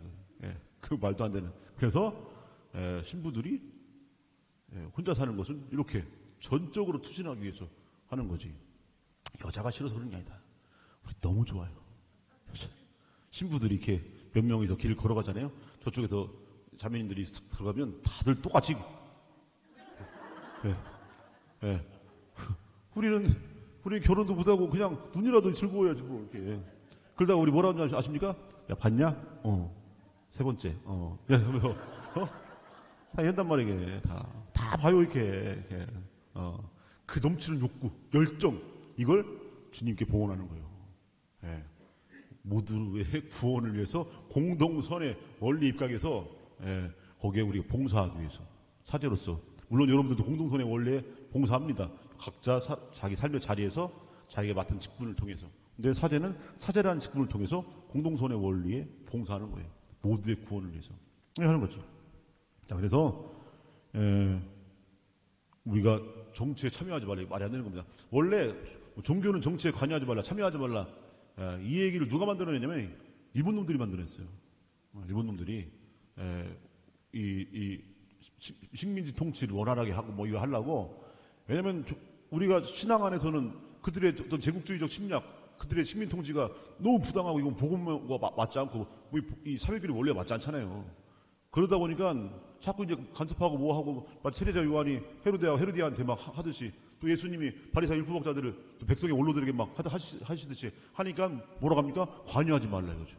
그러면서 이제 종교는 정치에 관여하지 말고 니들 울타리 안에서만 살아 이렇게 하는 거예요. 그 잔재를, 이거 친일의 잔재예요. 일제 잔재. 그 일제의 잔재를 지금에 누가 앞장서 얘기하면 권력자들이 얘기하는 권력자들이 종교는 정치에 관여하지 말라. 근데 여기에 덩달아서 아무 뜻도 모르면서 그 신자들이 그 얘기를 하고 앉는 경우가 있어요.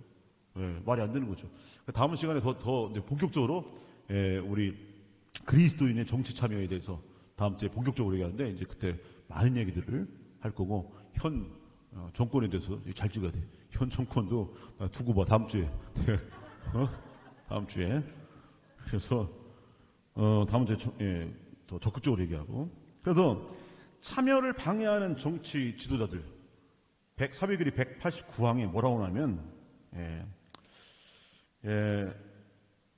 은밀한 특권의 고착을 미연에 방지하려. 왜냐면 무엇보다도 가장 혜택받지 못한 사람들의 참여를 장려하는 일이 절대적으로 필요할 뿐만 아니라 은밀한 특권의 고착을 미연에 방지하려면 정치 지도자들의 교체도 이따금 필요하다.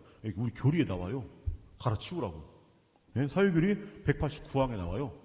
우리 교리요. 네. 우리들의 참여를 방해하는 세력들, 네.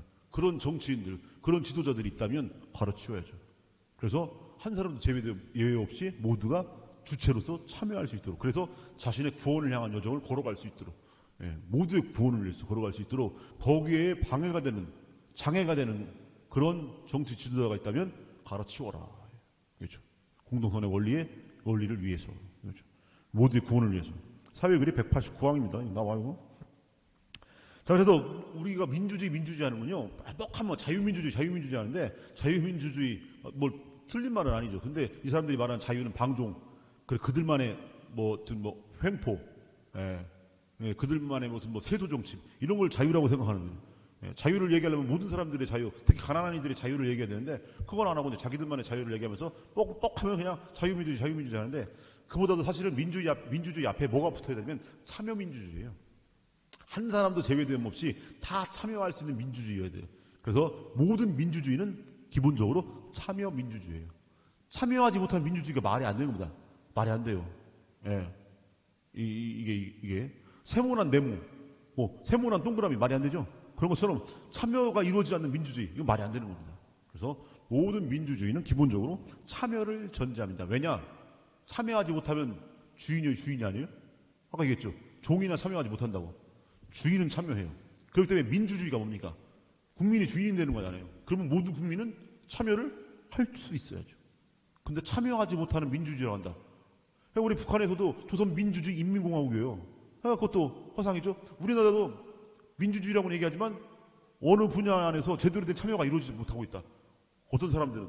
그러면 우리나라는 실질적으로는 민주주의가 아닌 겁니다. 입으로만 말로만 민주주의인 거지. 그래서 실질적인 민주주의는 모든 사람들이 지위 고하, 빈부귀천, 남녀노소 할 거 없이 모든 사람들이 예외 없이 참여할 수 있는 거. 그러지 못하는 열악한 상황에 있는 사람들이 있다면 도와줘야죠. 보조성의 원리. 이겁니다. 자, 그래서 올바른 참여를 가로막는 것들에 대한 저항이 필요해요. 우리. 그런 것들에 대한 저항. 그래서 뭐 선거 비리 이런 대표적으로 우리가 이게 저항해야 할 것들이죠. 투표권을 위해서 또 사익을 취하려는 뭐 그런 식의 또 행동들, 그것도 유권자들 그건 또 안 되지만 또 투표를 낮추려는 뭐 이런 시도들 막 이런. 아니면 또 선관위가 선거를 관리해야 되는데 선관위가 오히려 참여를 방해하는 경우도 있죠. 갑자기 기습적으로 투표소를 바꾸거나. 그래갖고 투표율을 낮춰야만이 특정 정당이 유리하다. 이런 식으로 생각해서 이제 그렇게 하는 경우. 이 모든 것들이 참여를 저해하는, 방해하는 것들이고. 또 대표적으로 또 뭐가 아니면 전체주의 혹은 독재 뭐 이런 것들. 왜냐면 전체주의 국가, 독재 국가 이런 데서는 참여를 기본적으로 뭐라고 생각하면 정권에 대한 도전 이렇게 생각해요. 그들이 독재 정권이니까. 그래서 다양한 의견, 다양한 참여를 그들은 자기 권력에 대한 도전으로 받아들입니다. 근데 그들은 자기 권력을 뭐라고 하냐면 국가라고 표현하죠. 국가에 대한 도전 이렇게 얘기해요. 지들이 국가라고 생각하고. 그래서 참여가 가장 잘 이루어지지 않고 저해되는, 방해되는 그런 나라가 바로 독재국가, 전제국가 혹은 전체주의 국가라고 할 수 있죠. 그런 나라에서 일상으로 이루어지는 건 참여를 방해하기 위해서 뭡니까? 언론을 장악하고, 여론을 조작하고, 왜곡하고, 가짜뉴스 만들고, 이런 것들이죠. 그런 것들이 다 참여를 방해하는 모습들인 겁니다. 그리고 실질적으로 우리가 오랜 세월 이런 군부 독재, 전체주의 국가 혹은 전제적인 그런 독재 국가 안에서 우리가 살다 보니까 특히나 더 일제 시대를 거쳤고 그 끝나자마자 전쟁 겪고 그 다음에 군부 독재를 쭉 이승만 독재부터 시작해서 군부 독재 시절을 굉장히 오랜 세월을 그렇게 거치다 보니까 어떤 일이 벌어졌냐면 세뇌가 됐어요. 그래가지고 참여 자체를 죄악시해요. 그 권력자들의 사고방식이 우리 안에 들어있는 거예요. 참여를 죄악시해. 그래갖고 옛날에 어떻게 했습니까? 옛날 어르신들 뭐 지나가다가 대학생들 시위하고 그러면 저 빨갱이 새끼들 저것들. 노동자들 파업하고 하면 저 새끼들 다 가둬야 돼. 저것들 다 북한이랑 다 이렇게 지령받고 하는 거야. 일단 얘기 한단 말이에요. 노동 3권. 단결권, 단체 교섭권, 단체 행동권. 단결권은 뭐냐? 노조 만들고 가입하고 할 수 있는 그런 자유죠. 단결권. 단체 교섭권은 노사 간에 서로 협의할 수 있는 그런 권한이 있습니다. 사측과 당당하게 동등한 위치에서 교섭할 수 있는 권한. 단체 행동권은 뭡니까? 그런 교섭들이 잘 이루어지지 않고 할 때 마지막 수단으로 뭐 합니까? 파업하고 시위하는 거죠. 이게 단체 행동권이에요. 근데 이게 당연한 권리인데 헌법이 보장하는 권리, 헌법이 보장하는 권리인데 우리 머릿속에는 이미 그것이 불법인 것처럼 생각하는 사람도 있어요. 노동자들 파업하거나 시위하는 게 불법 아니냐라고 하는 게 이 머릿속에 은연중에 들어있어요. 그동안 오랜 시간 동안에 독재 정권 하에서 살다 보니까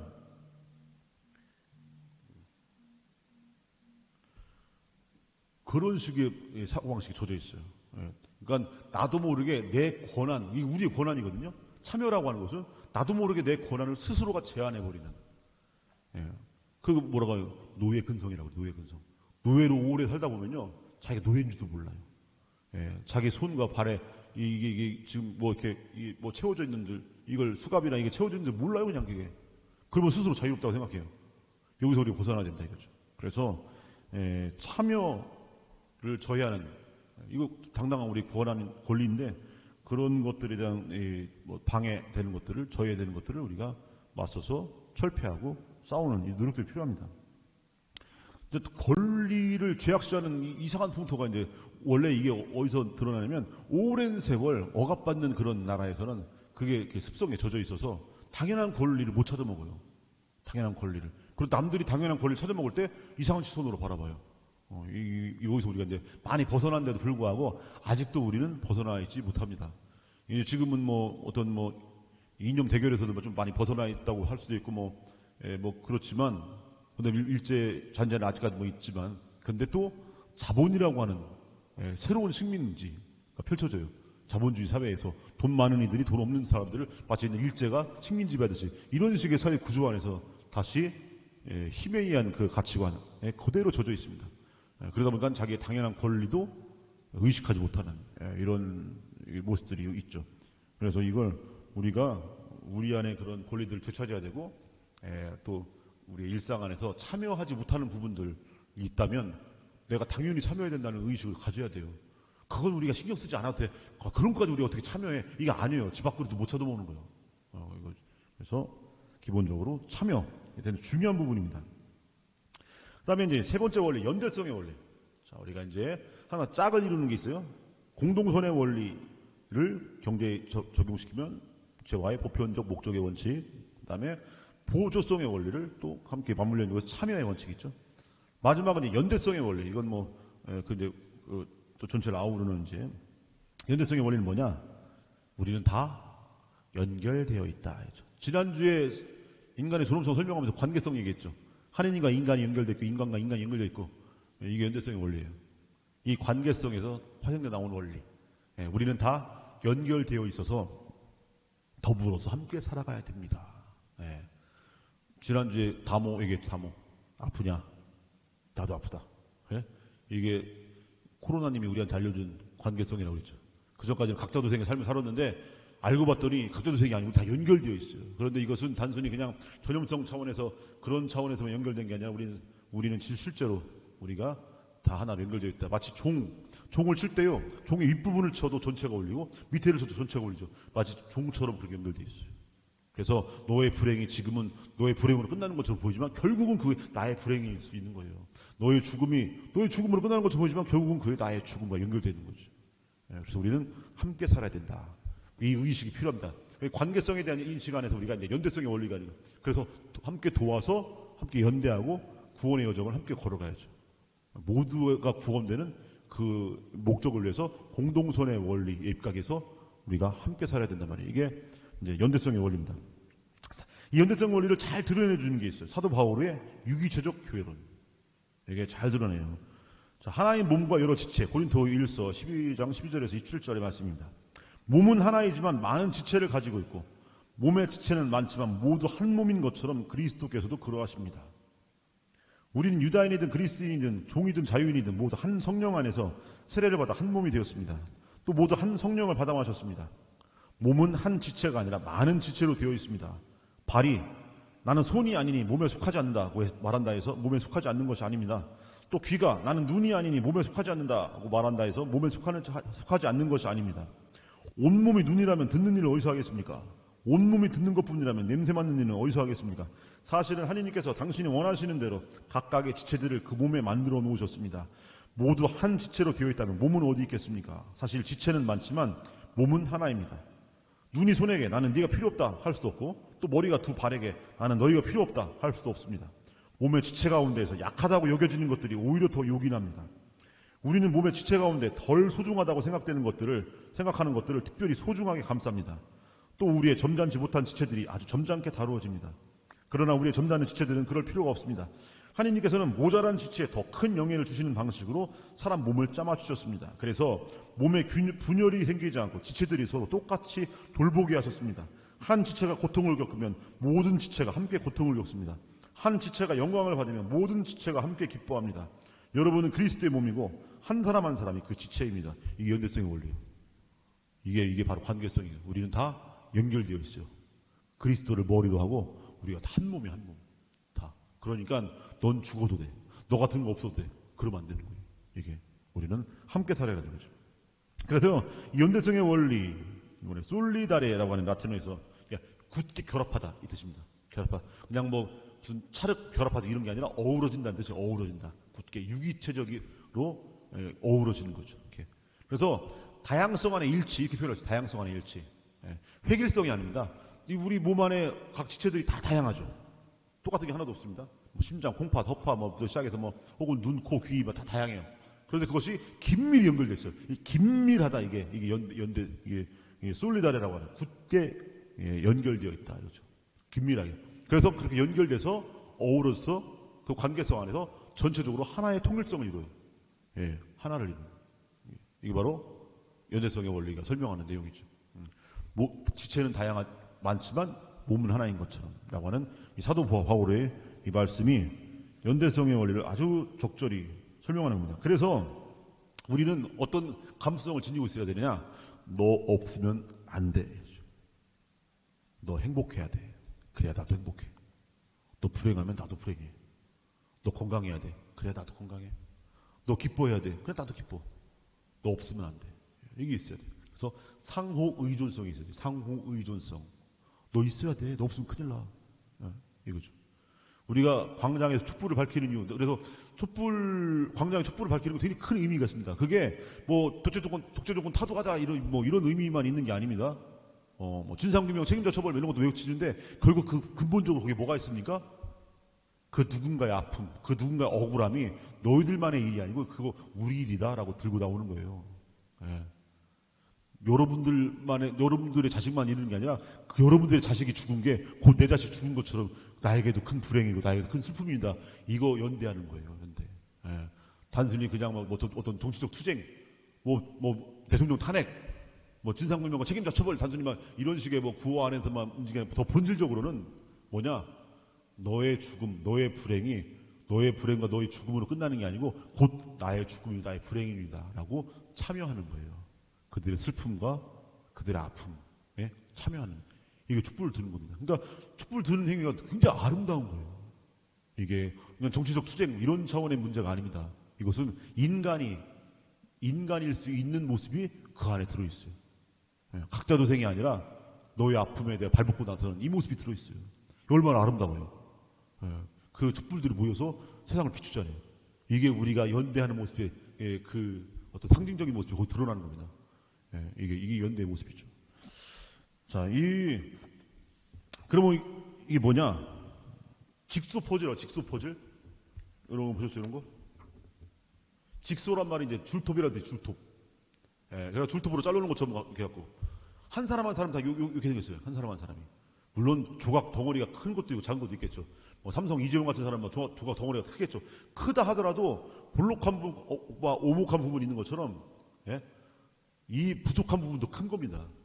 남는 것도 크겠지만 사람은 저마다 다 이런 조각으로 돼 있어요. 이렇게 남는 것도 있지만 부족한 것도 있고 이게 사람이에요. 근데 어떻게 연대하느냐, 어떻게 어우러지고 어떻게 다양성 안에서 일치를 이루냐, 이렇게 하는 거예요.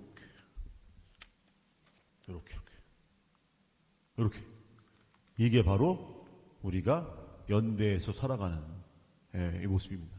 어우러짐의 모습. 이렇게 그러니까 뭐예요? 공백이 있어요? 없죠? 내 남는 것은 너의 부족함을 채워주고, 내 부족한 건 네 남는 걸 채워주고. 이런 게 좀 선명한 그림으로 이렇게 왔는데, 이런 것들이 계속 채워져서 이제 완벽하게 하나도 빈틈이 없는 이렇게 되는 거예요. 이렇게. 하나님은 이 세상에 모든 걸 다 주셨어요. 한 사람 한 사람 불완전하지만 이 세상 자체는 완전해요. 다만 우리가 어우러지면 돼요. 서로 연대하고 서로 도와주고 보조성의 원리 안에서 공동선을 위해서 가진 걸 다 나누면서 재화의 보편적 목적의 원칙을 갖고 서로 또 한 사람 한 사람이 다 주체로 참여할 수 있도록 이 사회규리의 원리가 우리 삶에서 이루어질 때 이렇게 되는 건데, 이 모습은 이게 완전한 모습이죠. 완전한 모습. 불완전함이 완전한 모습으로 이루어지는 거예요. 이게 하나님의 구원에 참여하는 겁니다. 이게. 성부, 성자, 성령 삼위일체 모습이 이거예요. 이게.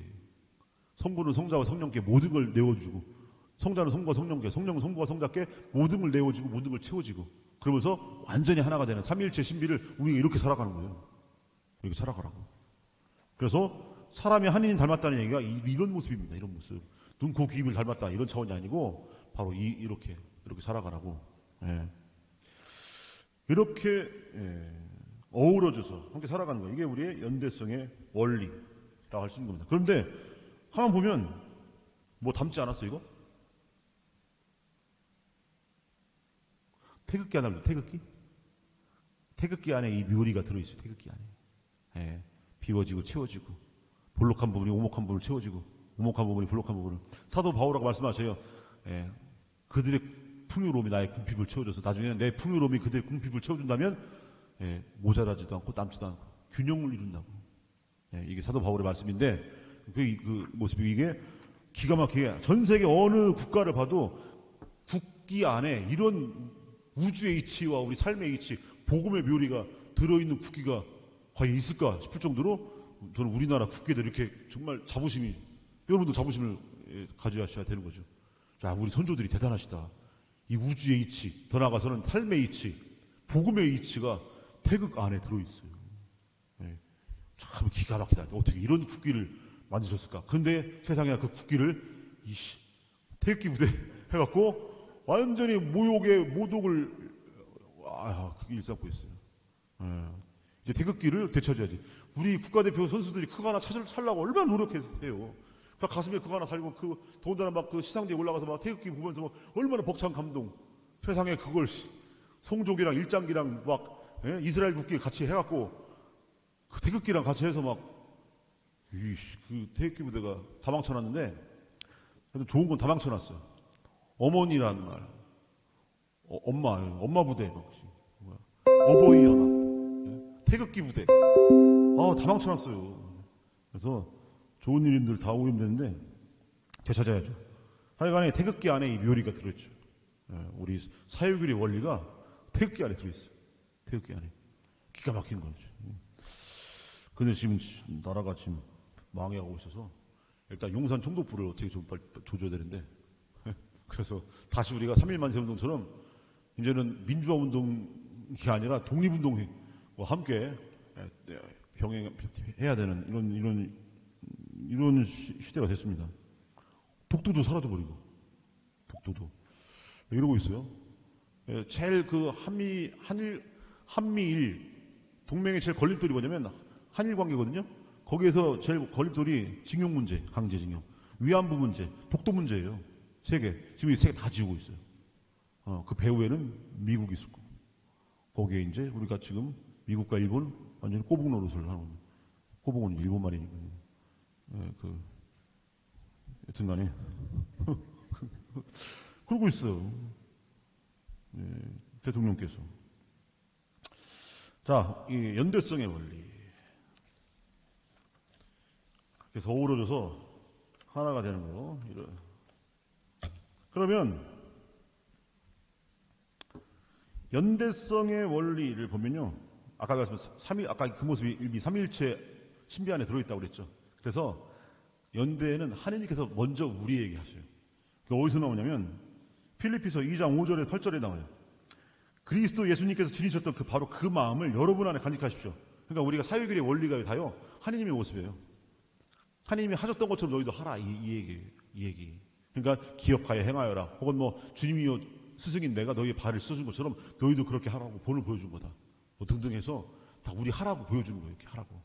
하늘 우러러 감사의 기도를 드리고 나눠주신 것도 그렇게 하라고 본을 보여준 것처럼. 그래서 사유길의 원리 지금 5가지 모습, 3가지 원리가 2개의 원칙 얘기했잖아요.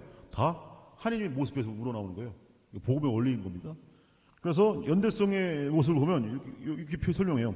그리스도 예수님께서 지니셨던 바로 그 마음을 여러분 안에 간직하십시오. 그분께서는 하느님의 모습을 지니셨지만 하느님과 같음을 당연한 것을 여기지 않으시고 오히려 당신 자신을 비우시어 종의 모습을 취하시고 사람들과 같이 되셨습니다. 연대했어요, 우리랑. 이렇게 여느 사람처럼 나타나 당신 자신을 낮추시어 죽음에 이르기까지, 십자가 죽음에 이르기까지 순종하셨습니다. 근데 여기서 우리가 중요한 사실 하나를 알 수 있는데, 연대를 하려면 어떻게 하느냐? 내려오는 거다. 이게 나와요. 내려오는 거다. 그래 연대가 돼요. 안 내려오면 연대가 안 돼요. 연대가 되려면, 어우러지려면요, 밑에서 올라가요? 못 올라가요. 위에서 내려와야 돼요. 위에서. 그래 연대가 돼요. 종이 왕이랑 연대가 돼요? 왕이 종과 연대해야지. 이게 되는 거예요. 가난한 사람끼리도 연대할 때도 힘의 차이가 있단 말이에요. 그때 힘이 있는 사람이 내려가서 연대해 주는 거예요. 힘 없는 사람이 올라갈 수 있는 게 아니라. 그래서 어우러지려면은 부족한 사람이 뺏는 게 아니에요. 남는 사람이 부족한 사람을 채워주는 거예요. 산과 언덕이 먼저 깎아서 채워줘야 연대가 되는 거지. 골짜기 주제에 산과 언덕을 힘으로 어떻게 안 된다니까요, 이게. 그래서 연대, 우리가 다 어우러진다. 다 어우러진다고 할 때 어우러짐 안에서 구도적으로 하는 것은 내려가는 거예요. 이게 바로 지금 방금 필립비서 2장 5절에서 8절의 말씀이에요. 예, 그분께서는 하느님의 모습을 지니셨지만 어떻게 연대하냐면 하느님과 같음을 당연한 것을 여기지 않으시고 오히려 당신 자신을 비우시어 종의 모습을 취하시고 사람들과 같이 되셨습니다. 연대 방법 내려온다. 예, 위에서 아래로 내려오는 거예요. 이게 연대의 모습이에요. 바다가 평평한 이유는 가장 밑바닥부터 채워주기 때문에 이게 연대의 모습이란 말이에요. 이게. 자, 그렇게 그러면 이렇게 내려오는 모습이 뭡니까? 내려오는 거. 이 내려오는 에너지. 인간은 높이 쓰려고 그래요. 우리 욕망이. 그죠? 많이 가지려고 그래요. 근데 많이 가진 사람이 비우는 거. 이 에너지. 높이 있는 사람이 내려오는 에너지. 빨리 달릴 줄 아는 사람이 천천히 달릴 줄 아는 이 에너지. 힘센 사람이 힘을 놓을 수 있는 에너지. 이게 뭐예요? 이제 사회교리 마지막 마무리하는 겁니다. 이 사회교리 원리를 가능하게 하는 단 하나의 에너지. 단 하나의 원동력. 사랑. 그래서 사회교리 원리의 마지막 내용은 이제 사랑이에요. 지금까지 한 이 내용을 가능하게 하는 에너지예요. 만약에 사랑이 없으면 다 소용없어요. 사랑이 없는데 공동선을 위하겠어요? 안 해요. 저와의 부품 목적의 원칙? 안 해요. 내 돈, 내 산, 내 꼴 내가 맘대로 한다는데 이렇게 해서 이렇게 살아요. 사랑이 없는데 누굴 도와주겠어요? 구조성의 원리? 안 도와줘요. 사랑이 없는데 누가 참여하든 말든 누가 신경이 났어요? 나만 하면 되는 거지. 예. 사랑이 없으면 어우러지겠어요? 안 어우러져요. 연대가 가능하려면 그냥 어우러지는 게 아니고 위에서 아래로 내려와야 줘야만이 연대할 수 있는 겁니다. 이렇게. 그 에너지가 뭐냐? 사랑이다. 그래서 이 모든 것을 가능하게 하는 그 에너지가 바로 사랑이다. 그러면 이제 마지막으로 사랑에 대해서 이 지금까지 그 사회결의 원리 쭉 얘기했을 때 여러분 고개 끄덕거렸죠. 고개 끄덕거렸어요. 그런데 이걸 우리 가정 안에서는 이거 다 사회결의 원리를 적용하고 있어요. 가정 안에서는. 근데 세상을 향해 가정이나 테두리를 벗어나면 사회결의 원리를 잘 지키질 않아요. 어느 4인 가족이 있어요. 엄마, 아빠, 오빠, 막내딸. 네, 4인 가족 있어요. 이 가족이 이 막내딸이 비실비실해요. 그래갖고 막 수술도 많이 받고 막 약값도 들어가고 아버지가 돈 벌면 이 막내 치료비로 다 들어가요. 그런데 어느 날 계곡 여름에 한여름에 요즘 덥죠. 계곡으로 놀러 갔어요. 캠핑을 갔어요. 그리고 텐트를 치고 자는데 그날 밤에 비가 억수로 쏟아져서 또 내려갔어요. 또 내려가다가 엄마, 아빠, 오빠만 살아났어요. 막내딸 죽었어요. 또 내려가서 그 다음날 시체로 발견됐어요. 네, 저 멀리 저 시신으로 발견됐지. 경찰서에서 조서 다 꾸미고 뭐 하고 뭐 하면서 이제 집에 터덜터덜 돌아오죠. 이 아버지가 자기 부인과 그 아들 하나인 아버지가 그럽니다. 그래 우리 셋이라도 살았으니까 다행이지 않냐? 그리고 우리 넷 중에서 제일 비실거리고 돈도 많이 들고 수술비에 약값에 막 그런데 이제 앞으로는 이제 뭐 그렇게 돈 들 일도 없고 우리라도 살았으니 우리 살아난 기념으로 삼겹살 파티 하자. 아빠가. 그러니까 이제 아들이 아버지 무슨 말씀을 그렇게 하세요? 이제 아들이 딱 소고기를 먹어야지. 어? 그래서 웃죠? 지금 웃었어요 다. 왜 웃었겠어요 여러분들이? 말도 안 되니까. 그죠? 이 말도 안 되는 일이 세상에서 일어나요. 가족이란 테두리에서는 웃는 그 말도 안 된다라고 하는 이거에 가족이란 테두리를 벗어나면요 이런 일들이 비일비재하게 일어나요. 2014년 4월 16일 뭐가 있었어요? 세월호 참사가 있었죠. 1년 후 수능 시험 다가올 때쯤에 어떤 소문이 돌았냐면 이번에 시험 보는 애들은 좋겠다. 경쟁률 떨어져서 이런 얘기가 돌았어요. 이런 얘기가. 그때 많이 죽어서 이게 1년 지난 다음에 걔네들이 시험 때 치는 애들 아니고 고등학교 2학년 때 죽었으니까 그러니까 1년 후에 수능 시즌에 한다는 얘기, 그런 얘기가 들었어요. 이번에 시험 보는 애들은 좋겠다. 경쟁자들 많이 없어져서. 이게 할 수 있는 얘기냐고. 그런데 너무 비정하잖아요. 아까 얘기했지 않습니까? 소고기를 먹어야지 할 때 여러분 웃었잖아요. 이거 말도 안 되는 거라고. 이 말도 안 되는 짓거리가 세상에 일어난다니까요. 그러면 여러분들의 사랑이라고 하는 그 넓이, 그 깊이가 얼마나요? 바카스 뚜껑만 해요. 바카스 뚜껑. 네, 간장 종지만 못해. 바카스 뚜껑. 아니 치약 뚜껑만 해. 치약 뚜껑. 네. 사랑의 크기가. 그러니까 자기 자식, 자기 부모, 자기 형제 그 범위를 벗어나면요 그렇게 비정해져요. 내 자식이 아니면 된 거예요. 남의 자식 죽었는데 뭐 내 자식 멀쩡하니까 뭐 이러고 말하는 거예요. 이게 남의 부모가 죽든 말든 내 부모님은 뭐 건강하게 잘 사시니까 뭐 나에게 물려주실 재산도 있고 좋아 막 이러는 거예요. 네. 사랑이 크기가 작으면요 엄청난 폭력이 돼요. 다른 이들에게. 자기 자식에 대해서는 엄청나게 막 모든 걸 다 줄 수 있는 사랑처럼 보이지만 남의 집 자식에게는 엄청난 폭력이 될 수 있다 이거죠.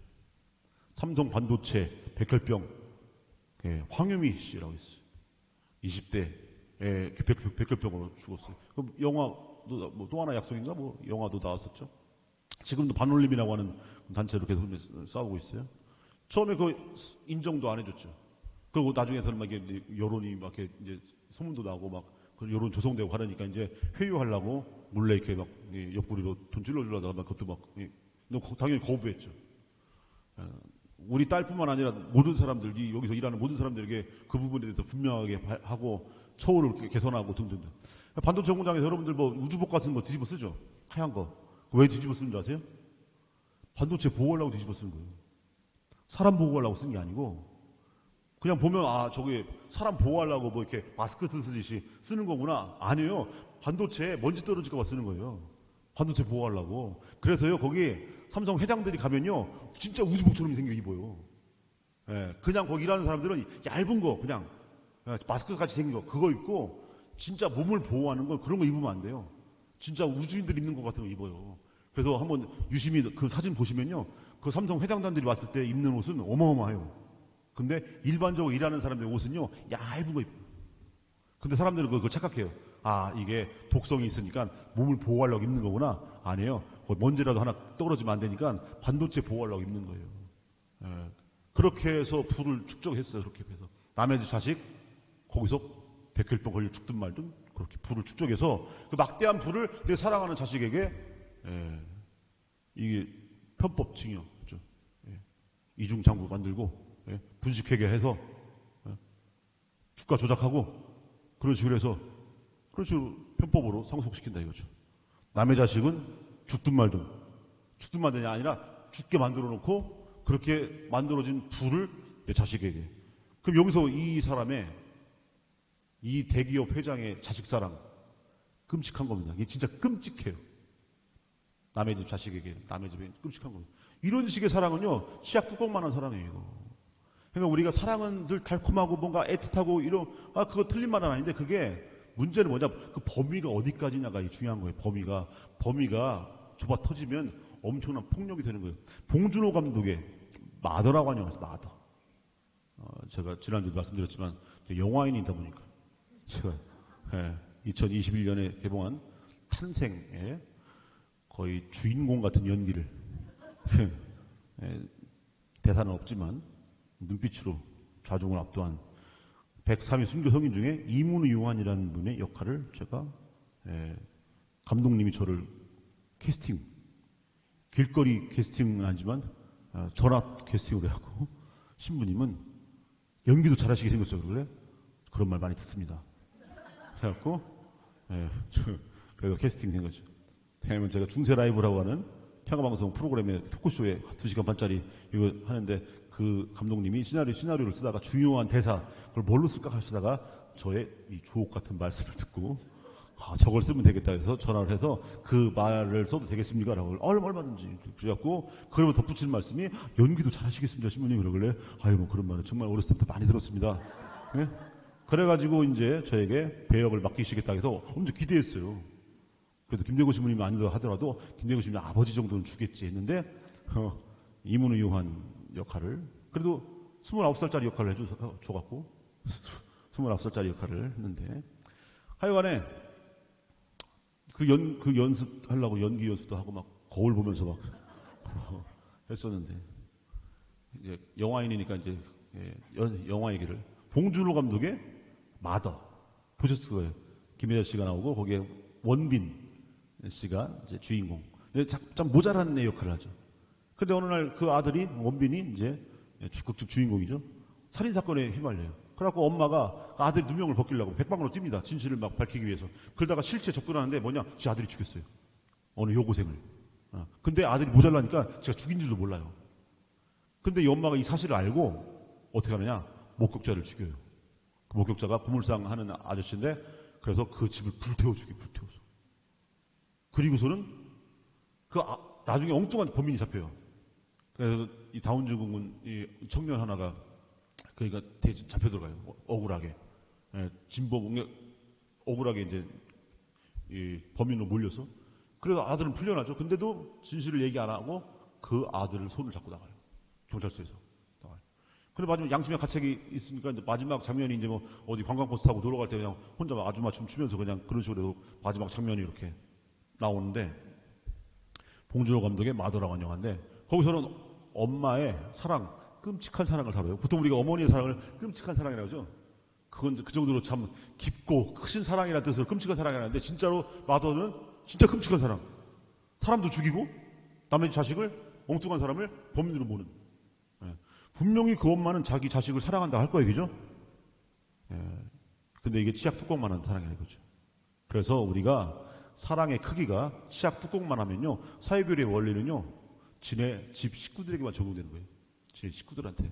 근데 이게 모든 일을 위해서 공동선을 얘기하고 이렇게 모든 일을 위해서 적용되려면은 이 사랑의 크기가 크고 깊어져야 됩니다. 그래서 예수님께서 사랑을 거듭 말씀하시는데 뭐라고 하시냐면 너희가 잘해주는 사람, 네 마음에 드는 사람, 너를 사랑해주는 사람에게만 사랑하면 그 누구나 다 하는 거고 그건 세리들도 하고 강도들도 하고 다 하는 거다. 이방인들도 하고. 뭐라고 하냐? 사랑의 크기를 엄청 넓혀줘요. 누구까지 사랑하라고 그래요? 원수까지도. 그 원수까지 사랑을 하니까 어마어마한 우주보다 더 큰 사랑이죠. 그렇게 사랑하라고. 그럴 때 그 사랑 안에 모든 사람들이 다 담길 수 있는 겁니다. 세상에 돈도 없고 가진 것도 없고 지금 아무것도 없는 그런 사람이라 하더라도 그 안에 다 담길 수 있으니 모두가 다 함께 살 수 있지 않겠는가 이거죠. 그래서 모든 이 사회교리 원리의 이 원동력은 사랑인데 관건은 이 사랑이 퍼져야 된다. 깊어져야 되고. 그래서 이 사랑은요 커지고 깊어서 어느 사랑으로 나아가야 되느냐? 한 개인의 사랑이 아니라 이제는 사회 정치적 애덕이 돼야 돼요. 내가 개인으로 실천하는 사랑, 이 사랑에 머물러서 안 되고 이제 이 사랑을 제가 어제 얘기할 때 죄를 얘기하면서 개인의 죄뿐만 아니라 사회적 죄가 있다고 그랬죠. 구조적 죄. 그죠? 죄가 쌓여서 뭐 제도적인, 법적인 어떤 그런 구조적인 죄로 그렇게 변한다고 그랬죠. 그런 식으로. 마찬가지로 애덕도, 사랑도 한 사람의 개인의 사랑만이 아니라 우리가 살아가고 있는 거라 해서 구조, 제도, 법도 사랑의 구조를 만들어내야 된다. 이게 큰 사랑. 그래서 다음 주에 얘기할 테지만 왜 정치인이 중요하고 정치 참여가 중요한가? 우리의 정치 참여가 왜 중요하냐면 정치 참여를 통해서 어떤 제도를 만들어내면요. 내 주머니에서 빵 하나 주는 이 사랑도 있겠지만 어떤 제도를 만들어내서 굉장히 많은 사람에게 빵을 줄 수 있는 그 제도를 만들어내면 어마어마한 큰 사랑이 되는 겁니다. 그래서 우리의 정치 참여는 거대한 애덕이 되는 거예요. 거대한 애덕. 그래서 나 한 사람의 사랑의 크기도 넓혀야 되겠지만 우리가 또 신경 써야 할 것은 그걸 구조적으로 만드는 거대한 애덕의 장치를 마련해 놓는 것이 중요한 거예요. 왜냐하면 사람은요 이기적인 존재이기 때문에 그래도 우리 사랑을 넓힌다 해도 한계가 있어요. 근데 그것을 우리가 합의에 의해서 제도적으로 만들어내면 우리의 마음은 변덕스럽잖아요. 어떤 때는 좀 마음이 넓어져갖고 좀 크게 또 하다가 어떤 때는 쪼잔해지고. 근데 그걸 제도로 만들어버리면 그 제도는 계속해서 이루어지는 거니까. 그래서 제도적 사랑, 사회적 사랑, 그 정치적 사랑이 필요하다. 그래서 이제 다음 주는 정치. 그래서 우리가 정치 참여를 얘기하는 게 뭡니까? 거대한 사랑을 만들어내려고 하는 거예요. 거대한 사랑을. 그래서 어제 지난 시간, 이번 시간 딱 착착착 연결되지 않습니까? 어떻게 이렇게 연결시켰지? 그래서 다음 주에는 이제 이 거대한 사회교류의 원리를 가능하게 하는 에너지인 사랑을 내 개인 역량 안에서는 부족하지만 아무리 넓힌다 하더라도 이걸 사회 구조적 차원의 거대한 사랑으로 만들어내기 위한 노력, 정치, 그리스도인의 정치 참여, 이것을 다음 주에. 그러니까 우리는 정치를 생각할 때요, 뭘 생각해야 돼요? 사랑을 생각해요, 사랑. 왜 우리가 정치에 관여하고 참여하고 왜 부당한 것도 권력에 대해서 왜 맞서 싸우는가? 뭐 때문에? 사랑 때문에. 세상을 사랑의 구조로 만들기 위해서. 이렇게 하는 겁니다. 자, 이제 그건 다음 주에 하도록 하겠습니다. 네, 여기까지. 8시 59분. 이거 맞추려고 일부러 막 지금 막 엄청. 그래서, 추석 명절 잘 되시고, 명절 또 지나고 이제 또 막 이렇게 막 명절 분위기에 막 취해서 안 나오실 수 없을 거고, 이 명절이 명절 끝나자마자 그 추석 연휴 기간 그 주간이 금요일이기 때문에 마치 그 주간이 계속 연휴인 것처럼 착각할 수 있어요. 여튼간에 그래서 다음 주에 빠지지 마시고 꼭 오시기 바랍니다. 정치 중요한 얘기. 네. 9시 그 한반도 평화를 위한 기도 바치고 이렇게 강복드리고 마치겠습니다. 성부와 성자와 성령의 이름으로 아멘. 아멘. 하늘에 계신 우리 아버지, 아버지의 이름이 거룩히 빛나시며 아버지의 나라가 오시며 아버지의 뜻이 하늘에서와 같이 땅에서도 이루어지소서. 오늘 저희에게 일용할 양식을 주시고 저희에게 잘못한 일을 저희가 용서하오니 저희 죄를 용서하시고 저희를 유혹에 빠지지 않게 하시고 악에서 구하소서. 아멘. 은총이 가득하신 마리아님 기뻐하소서. 주님께서 함께 계시니 여인 중에 복되시며 태중의 아들 예수님 또한 복되시나이다. 천주의 성모 마리아님 이제와 저희 죽을 때에 저희 죄인을 위하여 빌어주소서. 아멘. 영광이 성부와 성자와 성령께 처음과 같이 이제와 항상 영원히 아멘. 강복드리겠습니다. 그냥 앉아서 하세요. 주님께서 여러분과 함께 전능하신 전주 성부와 성자와 성령께서는 여기 모인 모든 이와 이들의 사도직에 강복하소서. 아멘. 주님을 찬미합시다. 감사합니다. 성부와 성자와 성령으로. 네, 이렇게 열강을 네, 해주신 고맙습니다. 신부님께 박수로 감사합니다. 감사드리며 마치겠습니다. 그리고 저쪽에 아직 농산물 나눔 못하신 분들은 저쪽에 가셔서 좀 더 가져가시고요. 오늘 그 노트 혹시 못 받으신 분 있으면 옆에 여분으로 지난주에 이어서 좀 가지고 났으니까 가져가시기 바랍니다.